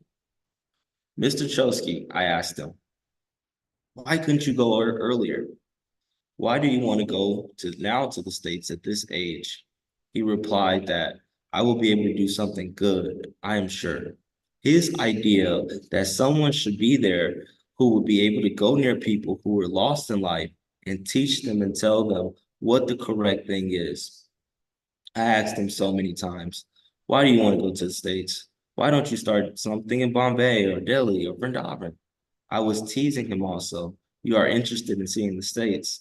Therefore, you want to go. All Swamijis want to go to the States, and you want to enjoy there. He said, what have I got to see? I have finished my life. But sometimes he was hot-tempered. He used to get angry at me for the delays. What is this nonsense, he would say. Then I would understand. He is getting angry now. Sometimes he would say, oh, Mrs. Moraji has still not signed this paper. She says, come back tomorrow. We will talk tomorrow. What is this? Why this daily going back? He would get angry. Then I would say, you can sit here. But he would say, how long do I have to sit? He would become impatient. Finally, Mr. Maraji scheduled a place for him on one of her ships, the Jala Duta, which was sailing from Calcutta on August 13th. She had made certain that he would travel on the ship whose captain understood the needs of the vegetarian and a Brahmana. Mrs. Maraji told the Jaluta's captain, Arjun Pandita, to carry extra vegetables and fruits for the Swami. Mr. Chosky spent the last 2 days with Bhaktivedanta Swami in Bombay, picking up the pamphlets in the press, purchasing clothes, and driving him to the station to catch the train for Calcutta. He arrived in Calcutta for about 2 weeks before the Jaluta's departure. Although he had lived much of his life in the city, he now had nowhere to stay. It was as he had written in his Vrindavan Bhajana, I have my wife, sons, daughters, grandsons, everything, but I have no money, so they are a fruitless glory. Although in this city, he had been so carefully nurtured as a child, those early days were also gone forever. Where have my loving father and mother gone to now? And where are all my elder? Who were my own folk? Who will give me news of them? Tell me who. All that is left of this family life is a list of names. Out of hundreds of people in Calcutta whom Bhaktivedanta Swami knew, he chose to call Mr. Shirshir Bhattacharya the flamboyant kirtan singer he had met a year before at the governor's house in Lucknow. Mr. Bhattacharya was not a relative, not a disciple, nor even a close friend, but he was willing to help. Bhaktivedanta Swami called at his place and informed him that he would be leaving on a cargo ship in a few days. He needed a place to stay, and he would like to give some lectures. Mr. Bhattacharya immediately began to arrange a few private meetings at his friends' homes, where he was saying the Bhaktivedanta Swami would then speak. Mr. Bhattacharya thought that the Sadhu leaving for America should make an important news story. He accompanied Bhaktivedanta Swami to all the newspapers in Calcutta, the Hindustan Standard, the Amrita Bazar, Patrika, the Jagannatha's, the Statesman, and others. Bhaktivedanta Swami only had one photograph, a passport, and they made a few copies for the newspapers. Mr. Bhattacharya would try to explain what the Swami was going to do, and the news writers would listen, but none of them wrote anything. Finally, they visited the Dainik Basumati, a local Bengali daily, which agreed to print a small article with Bhaktivedanta Swami's picture. A week before departure, on August 6, Bhaktivedanta Swami traveled to a nearby Mayapur to visit the Samadhi of Srila Bhaktivedanta Sarasvati. Then he returned to Calcutta, where Mr. Bhattacharya continued to assist him with his final business and speaking engagements. Mr. Bhattacharya, we just took a hired taxi to this place, and he would go on for preaching. I never talked to him during the preaching, but once I was coming back from the preaching, I said, "You said this thing about this, but I tell you, it is not this, it is this." I crossed him in something or argued, and he was furious. Whenever we argued, I said, "No, I think this is this." Then he was shouting. He was very furious. He said, "You are already saying, I think. What is the importance of what you think? Everything is what you think, but it doesn't matter. It matters what Sastra says. You must follow." I said, "I must do what I think, what I feel that is important." He said, "No, you should forget this. You should forget your desire. You should change your habit. Better depend on your Sastras. You follow what Sastra wants you to do and do it. I'm not telling what you think, but I am repeating what the Sastra says." As the day of his departure approached, Bhaktivedanta Swami took stock of his meager possessions. He only had a suitcase, an umbrella, and a supply of dry cereal. He did not know what he would find in America. Perhaps there would be only meat. If so, he prepared to live on boiled potatoes and the cereal. His main baggage, several trunks of his books, was being handled separately by Sinchit cargo. 203 volume sets. The very thought of the books gave him confidence.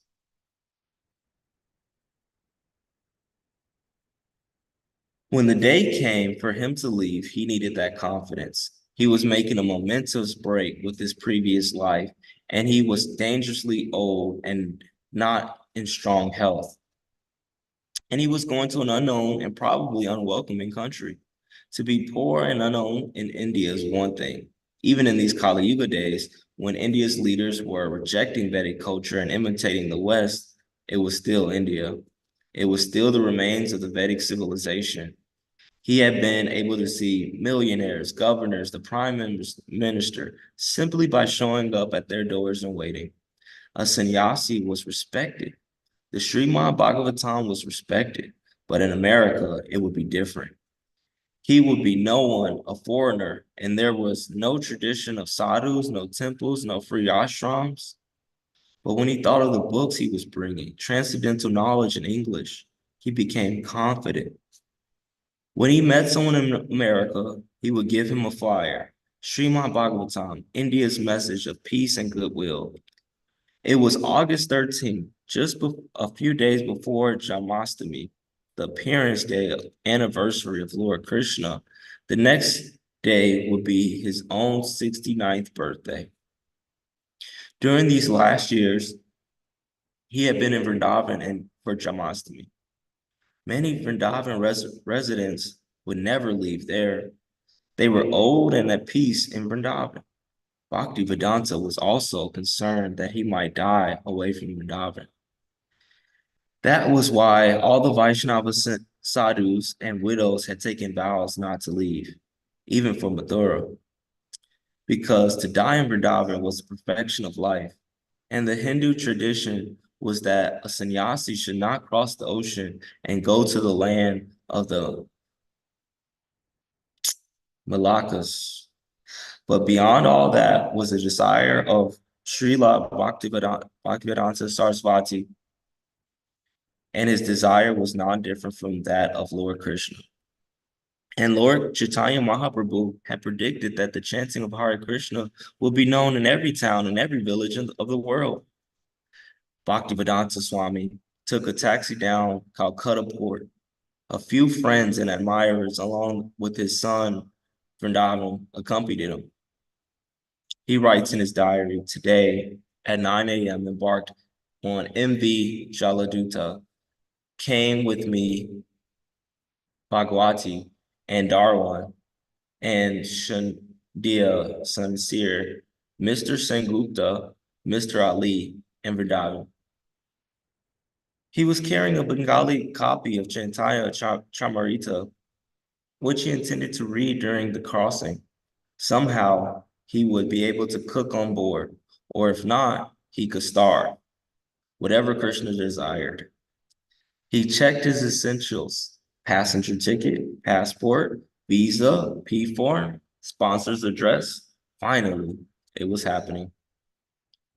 Srila Prabhupada, with what great difficulty I got out of the country.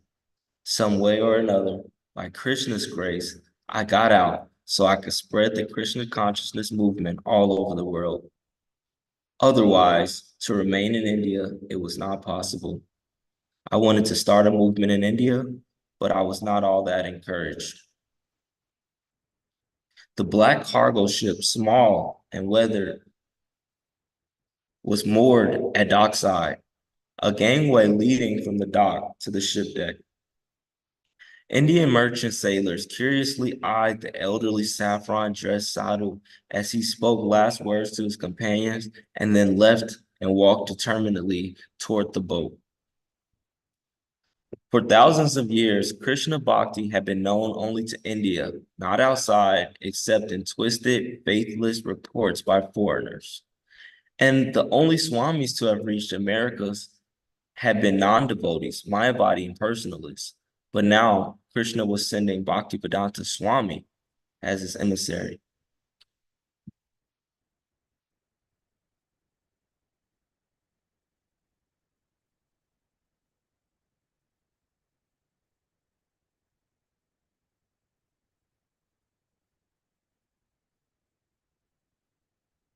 Chapter 12, The Journey to America. Today, the ship is plying very smoothly. I feel better today, but I'm feeling separation from Sri Vrindavan and my Lord Sri Govinda, Gopinath, Radhanath Damodar. My only solace is Sri Chaitanya Chamarita, in which I am tasting the nectarine of Lord Chaitanya's Lila. I have left the Bharatamuni just to execute the order of Sri Bhaktisiddhanta Saraswati in pursuance of Lord Chaitanya's order. I have no qualification, but I have taken up the risk just to carry out the order of his divine grace. I depend fully on their mercy, so far away from Vrindavan. That's in Srila Duta Diary, September 10, 1965. The Jaladuta is a regular carrier cargo of the Sachidiya Steam Navigation Company, but there is a passenger cabin aboard. During the voyage from Calcutta to New York in September 1965, the cabin was occupied by Sri Abhoy Chardavinda Bhaktivedanta Swami, whose age was listed as 69 and who was taken on board bearing a complimentary ticket with food. The Jaladuta, under the command of the captain Arun Pandya, whose wife was aboard, left at 9 a.m. on Friday, August 13th. In his diary, Srila Prabhupada noted, the cabin is quite comfortable, thanks to Lord Sri Krishna for enlightening Samuti Maharaji for all these arrangements. I am quite comfortable. But on the 14th, very next day, he reported seasickness, dizziness, vomiting, Bay of Bengal, heavy rains, more sickness. On the 19th, when the ship arrived to Colombo, Ceylon, now Sri Lanka, Prabhupada was able to get relief from his seasickness. The captain took him ashore and he traveled around Colombo by car. Then the ship went on toward Cochin on the west coast of India. Janmashtami, the appearance day of Lord Krishna, fell on the 12th of August that year.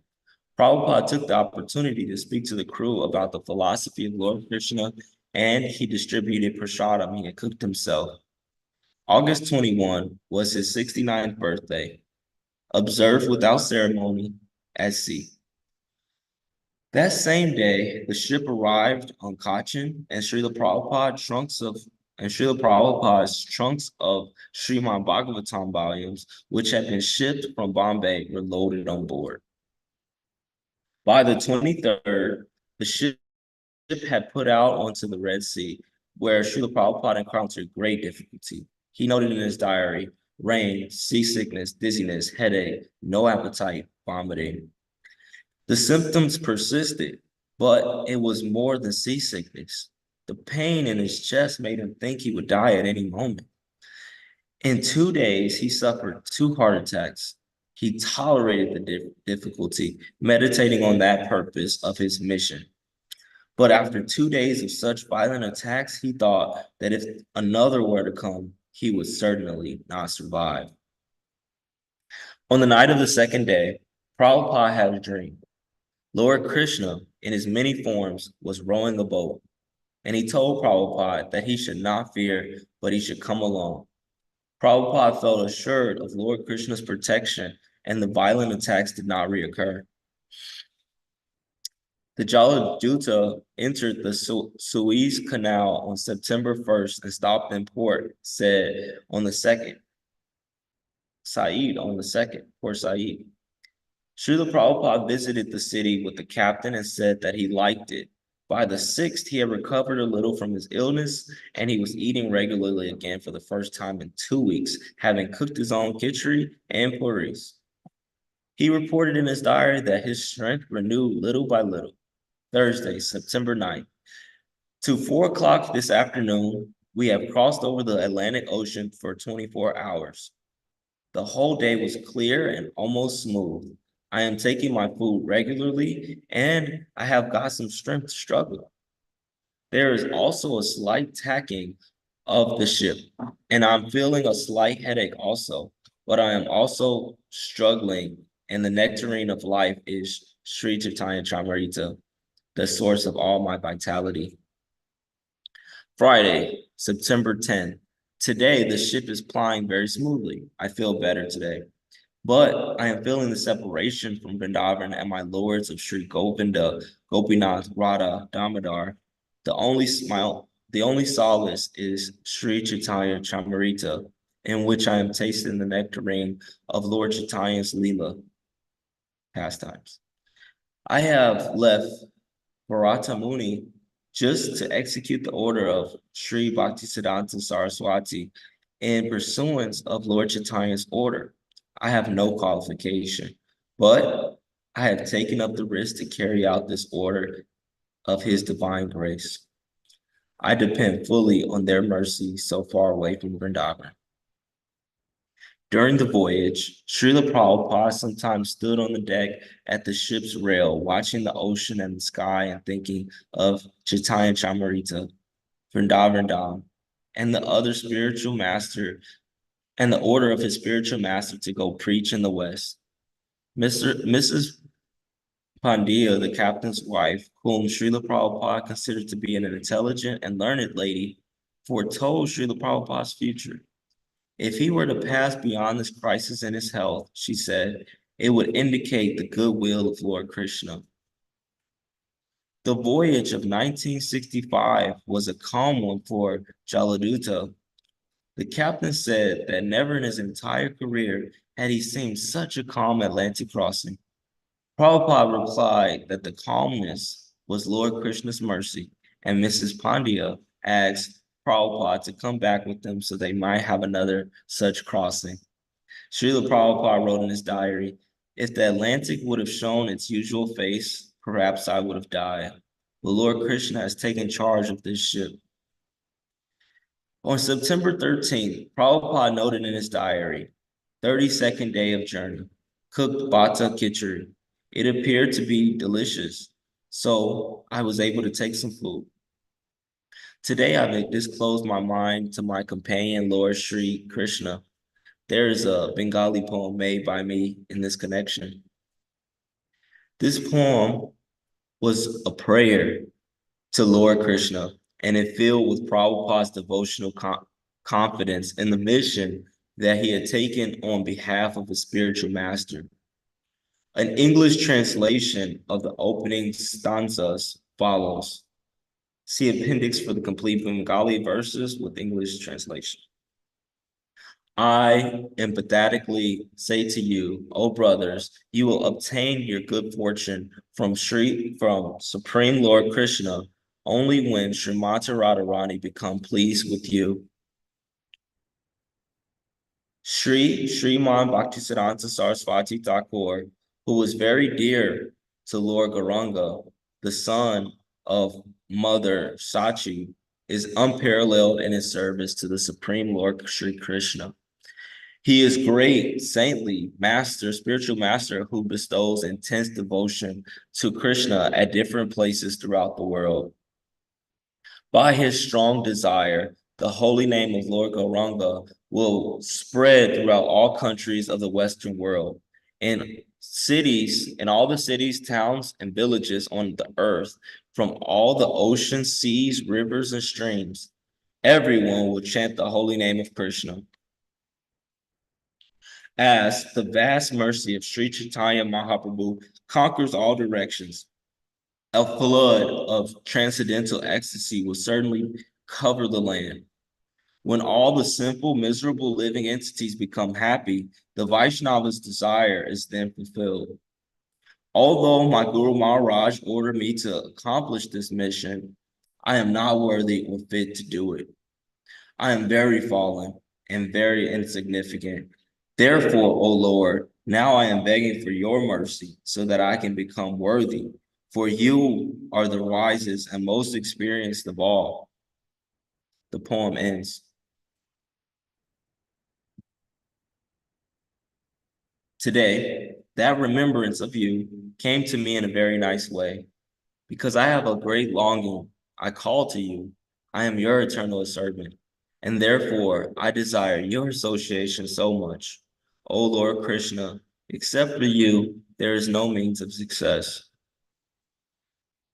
In that same straightforward, factual manner in which he had noted the date, weather, and the state of his health, he now described his helpless dependence on his companion, Lord Sri Krishna, and his absorption and ecstasy of separation from Krishna.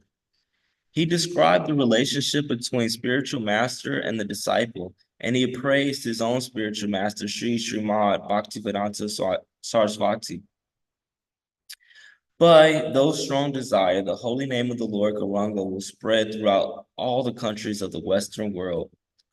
He plainly stated that his spiritual master had ordered him to accomplish this mission of worldwide Krishna consciousness, and feeling unworthy, he prayed to Lord Krishna for strength. The last verses give an unexpected confidential glimpse into Srila Prabhupada's direct relationship with Lord Krishna. Prabhupada called on Krishna, his dear friend, and longed for the joy again wandering the fields of Braja. This memory of Krishna, he wrote, came because of great desire to serve the Lord. Externally, Srila Prabhupada was experiencing great inconvenience. He had been aboard ship for a month and he had suffered heart attacks and repeated seasickness. Moreover, even if he were to recover from these difficulties, his arrival in America would undoubtedly bring more and more difficulties. But remembering the desire of his spiritual master, taking strength from his reading of Chaitanya Charitamrita, and revealing his mind in a prayer to Lord Krishna, Prabhupada remained confident. After a 35-day journey from Calcutta to Jaladuta reached Boston's Commonwealth Pier at 5:30 a.m. on September 17, 1965. The ship was to stop briefly in Boston before proceeding to New York City. Among the first things Srila Prabhupada saw in America were the letters A and P painted on a pier front warehouse. The gray waterfront dawn revealed the ships in the harbor, a conglomeration of lobsters, stands, and drab buildings, and risings in the distance, the Boston skyline. Prabhupada had to pass through U.S. immigration and customs in Boston. His visa allowed him a 3-month stay and an official stamp it to indicate his expected date of departure. Captain Pandya invited Prabhupada to take a walk into Boston, where the captain intended to do some shopping. They walked across the footbridge into a busy commercial area with old churches, warehouses, office buildings, bars, tawdry bookshops, nightclubs, and restaurants. Prabhupada briefly observed the city, but the most significant thing about his short stay in Boston, aside from the fact that he had now stepped foot in America, was that at Commonwealth Pier, he wrote another Bengali poem entitled Markini Bhagavata Dharma, Teachings of Krishna Consciousness in America. Some of the verses he wrote on board the ship that day are as follows. My dear Lord Krishna, you are so kind upon this useless soul, but I do not know why you have brought me here. Now you can do whatever you like with me. But I guess you have some business here. Otherwise, why would you bring me to this terrible place? Most of the population here is covered by the material mode of ignorance and passion. Absorbed in the material life, they think themselves very happy and satisfied, and therefore they have no taste for the transcendental message of Vasudeva, Krishna. I do not know how they will be able to understand it. But I know that your causeless mercy can make everything possible, because you are the most expert mystic. How will they understand the mellows of devotional service? Oh Lord, I am simply praying for your mercy so that I will be able to convince them about your message. All living entities have come under the control of the illusory energy by your will, and therefore, if you like, your will, they can also be released from the clutches of illusion. I wish that you may deliver them. Therefore, if you desire their deliverance, then only will they be able to understand your message. How will I make them understand this message of Krishna consciousness? I am very unfortunate, unqualified, and the most fallen. Therefore, I am seeking your benediction so that I can convince them, for I am powerless to do so on my own. Somehow or another, O Lord, you have brought me here to speak about you. Now, my Lord, it is up to you to make me a success or a failure, as you like. O spiritual master of the worlds, I can simply repeat your message. So if you like, you can make my power of speaking suitable for their understanding. Only by your causeless mercy will my words become pure. I am sure that when this transcendental message penetrates their hearts, they will certainly feel gladdened and thus become liberated from all unhappy conditions of life. Oh Lord, I am just like a puppet in your hands. So if you have brought me here to dance, then make me dance. Make me dance, O Lord. Make me dance as you like. I have no devotion, nor do I have any knowledge, but I have strong faith in the holy name of Krishna. I have been designated by Bhaktivedanta, and now, if you like, you can fulfill the real purport of Bhaktivedanta. Signed, the most unfortunate, insignificant beggar, A.C. Bhaktivedanta Swami.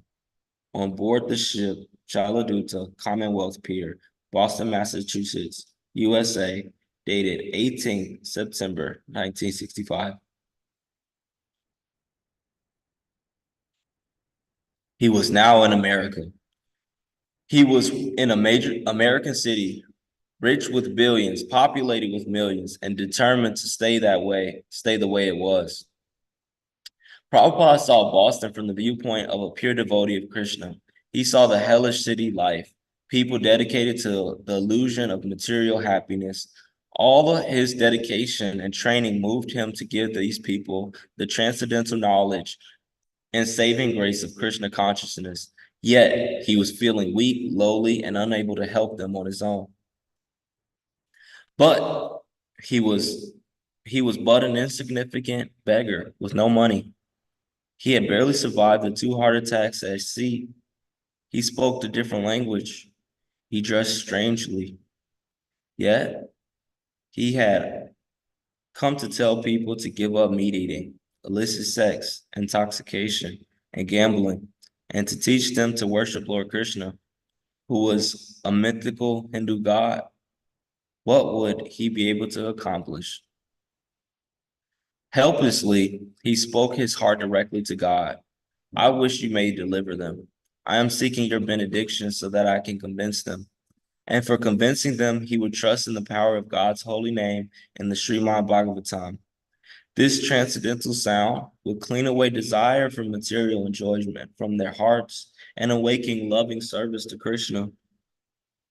On the streets of Boston, Prabhupada was aware of the power of ignorance and passion that dominated the city, but he had faith in the transcendental process. He was tiny, but God was infinite, and God was Krishna, his dear friend. On the 19th of September, the Jaladuta sailed into New York Harbor and docked at Brooklyn Pier. At 17th Street, Srila Prabhupada saw the awesome Manhattan skyline, the Empire State Building, and like millions of visitors and immigrants in the past, the Statue of Liberty. Srila Prabhupada was dressed appropriately for his residence of Vrindavan. He wore Kanti Mala, neck beads, and a simple cotton dhoti, and he carried japa mala, chanting beads, and an old chadar or shawl. His complexion was golden, his head shaven, shika in the back, his forehead decorated with Vaishnava tilak. He wore pointed white rubber slippers, not uncommon for sadhus in India, but who in New York had ever seen or dreamed of anyone appearing like this Vaishnava? He was possibly the first Vaishnava sannyasi to arrive in New York with uncompromised appearance. Of course, New Yorkers have an expertise in not giving much attention to any kind of strange new arrival. Srila Prabhupada was on his own. He had a sponsor, Mr. Argal, where in Pennsylvania, surely someone would be here to greet him. Although he had little idea of what to do as he walked off the ship onto the pier, I did not know whether to turn left or right. He passed through the dockside formalities and was met by a representative from Traveler's Aid sent by Argwas in Pennsylvania, who offered to take him to the Sanchindia ticket office in Manhattan to book his return passage to India. At the Scindia office, Prabhupada spoke with the ticket agent, Joseph Forrester, who was impressed by this unusual passenger's Vaishnava appearance, his light luggage, and his apparent property. He regarded Prabhupada as a priest. Most of Scindia's passengers were businessmen or families, so Mr. Forrester had never seen a passenger wearing the traditional Vaishnava dress of India.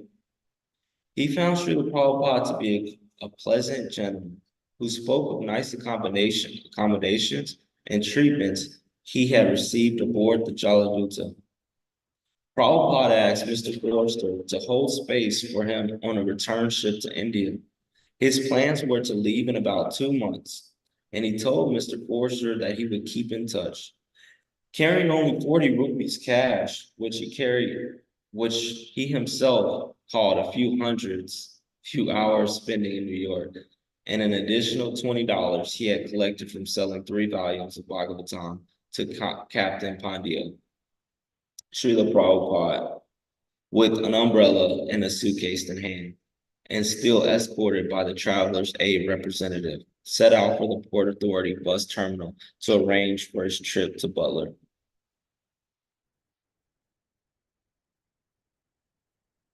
Chapter 13, Butler, Pennsylvania, the first testing ground. By the grace of Lord Krishna, the Americans are prosperous in every respect. They are not very poverty-stricken like the Indians.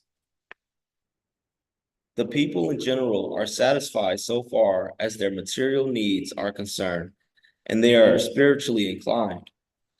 When I was in Butler, Pennsylvania, about 500 miles from New York City, I saw there many churches, and they were attending regularly. This shows that they are spiritually inclined.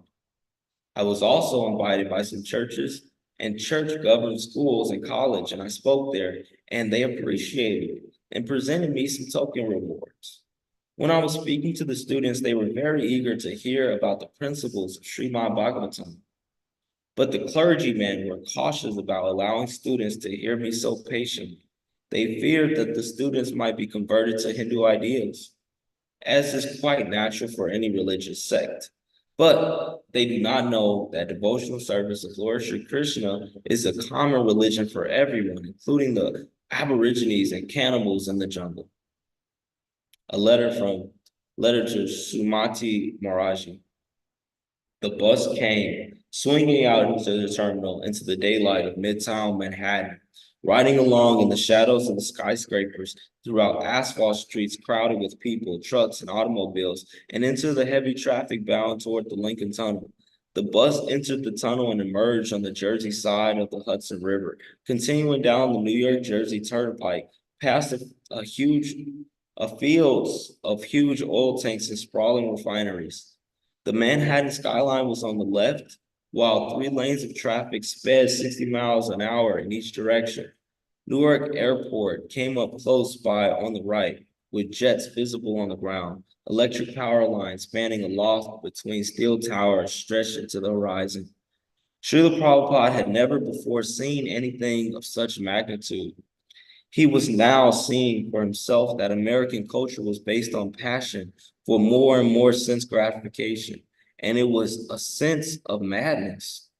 For what important business were people rushing to and fro at breakneck speed? He could see their goals advertised on the billboards. Of course, he had many times traveled the road from Delhi to Vrindavan, but he did not have many advertisements. A traveler would see mostly land, roadside streams, temples, homes, farmers in their field. Most people went on foot or traveled by ox cart or bicycle. And in Vrindavan, even the ordinary passerby greeted each other by calling the names of God. Jaya Radhe, Hare Krishna. Now, there were factories outside Delhi, but nothing like this. The cumulative effort did not pack nearly the materialistic punch of these fields of oil tanks, mammoth factories, and billboards alongside the crowded superhighway. Meat eating, illicit sex, intoxication, and gambling, the very sins of Srila Prabhupada had come to preach against, were proudly glamorized on mile after mile on billboards. The signs promoted liquor and cigarettes. Roadside restaurants offer slaughtered cows in the form of steaks and hamburgers, and no matter what the product, it was usually advertised by a lusty-looking woman. But Prabhupada had come to teach the opposite, that happiness is not found in the passion for sense gratification, and that only one becomes detached from the mode of passion, which leads to simple acts, can become eligible for the eternal happiness of Krishna consciousness. Prabhupada felt compassion. The compassion of Krishna consciousness saint had been explained in an age long ago by Prahlad Maharaj. I see that there are many saintly persons indeed, but they are interested only in their deliverance, not caring for the big cities and towns.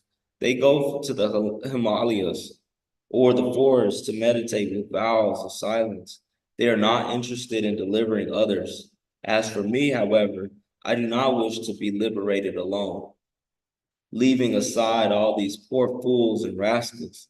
I know that without Krishna consciousness, without taking shelter of your lotus feet, one cannot be happy.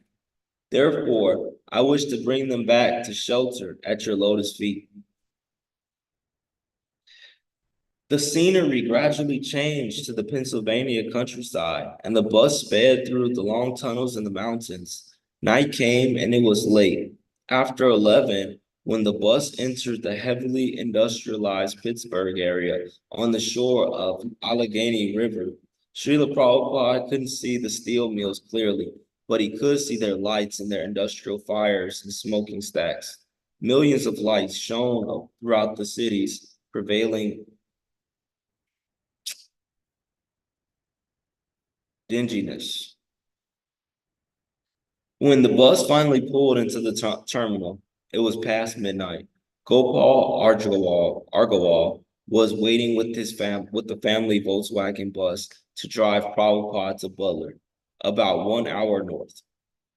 He greeted Prabhupada with folded palms and welcome Swamiji, bowing from the waist several times. This was not in any Gopal's doing. His father, a Mathura businessman with fondness for sadhus and religious causes, had requested him to host the Swamiji. This wasn't the first time his father arranged for a sadhu acquaintance to come to America. Several times he had sent sponsorship papers for Gopal to sign, and Gopal had obediently done so, but nothing had ever come of them. So when the sponsorship letter for A.C. Bhaktivedanta Swami had come, Gopal had promptly signed and returned it, thinking that this would be the last time they would hear of it. But then, just a week ago, a letter had come. Sally Argawal had opened it and then, in alarm, called to her husband, "Honey, sit down. Listen to this. The Swami is coming." Srila Prabhupada had enclosed his picture so that they would not mistake him.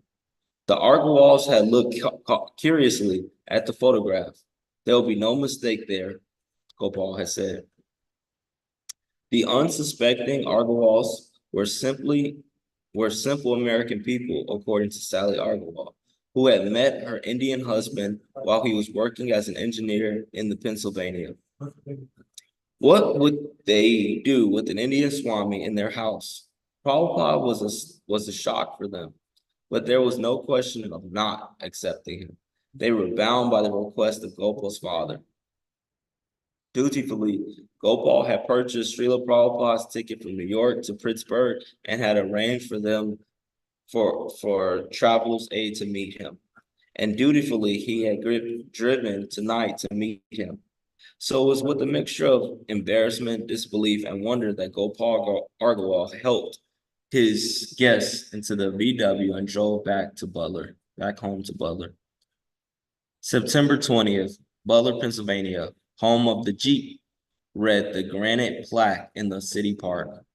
Butler, famous as the town where the U.S. Army Jeep was invented in 1940, was an industrial city of 20,000, settled amid the hills of an area rich in oil, coal, gas, and limestone. Its industry consisted mainly of factories for plate glass, railroad cars, refrigerators, oil equipment, and rubber goods. 90% of the local laborers were Native Americans.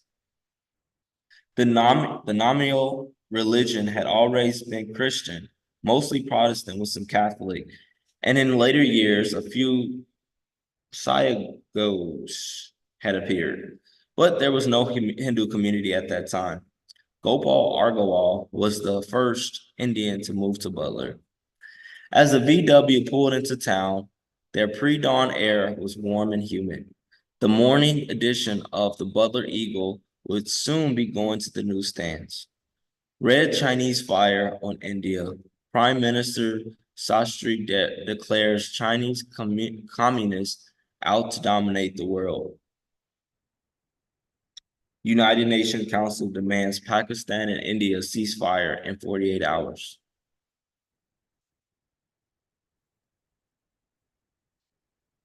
Srila Prabhupada arrived at the Argawal's home, Sterling Apartments, at 4 a.m., and Gopal invited him to sleep on the couch. Their place, a townhouse apartment, consisted of a small living room, a dining room, a kitchenette, 2 upstairs bedrooms, and a bath. Here, they lived with their 2 young children. The Argwals had lived in Butler for a few years now and felt themselves established in a good social circle. Since their apartment had so little space, they decided that it would be better if the Swami took a room at the YMCA and came to visit them during the day. Of course, living space wasn't the real difficulty. It was him. How could he fit into the Butler atmosphere? He was their guest, so they would have to explain to him their friends and neighbors. They would have to explain him to their friends and neighbors.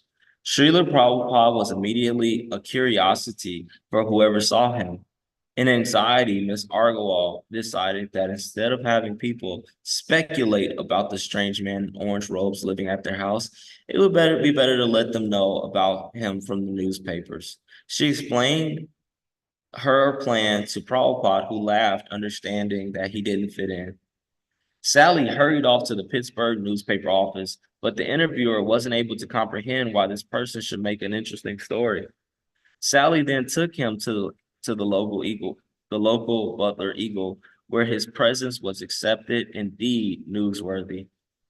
September 22nd, a featured article appeared in the Butler Eagle.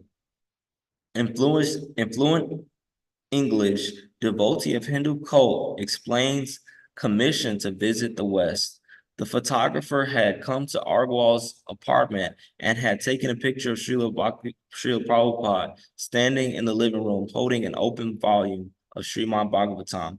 The caption read, Ambassador of Bhakti Yoga. The article began, a slight brown man in faded orange drapes and wearing white bathing shoes stepped out of a compact car yesterday and into the Butler YMCA to attend a meeting. He is A.C. Bhaktivedanta Swami, a messenger from India to the peoples of the West. The article referred to Srimad Bhagavatam as biblical literature and to Srila Prabhupada as a learned teacher.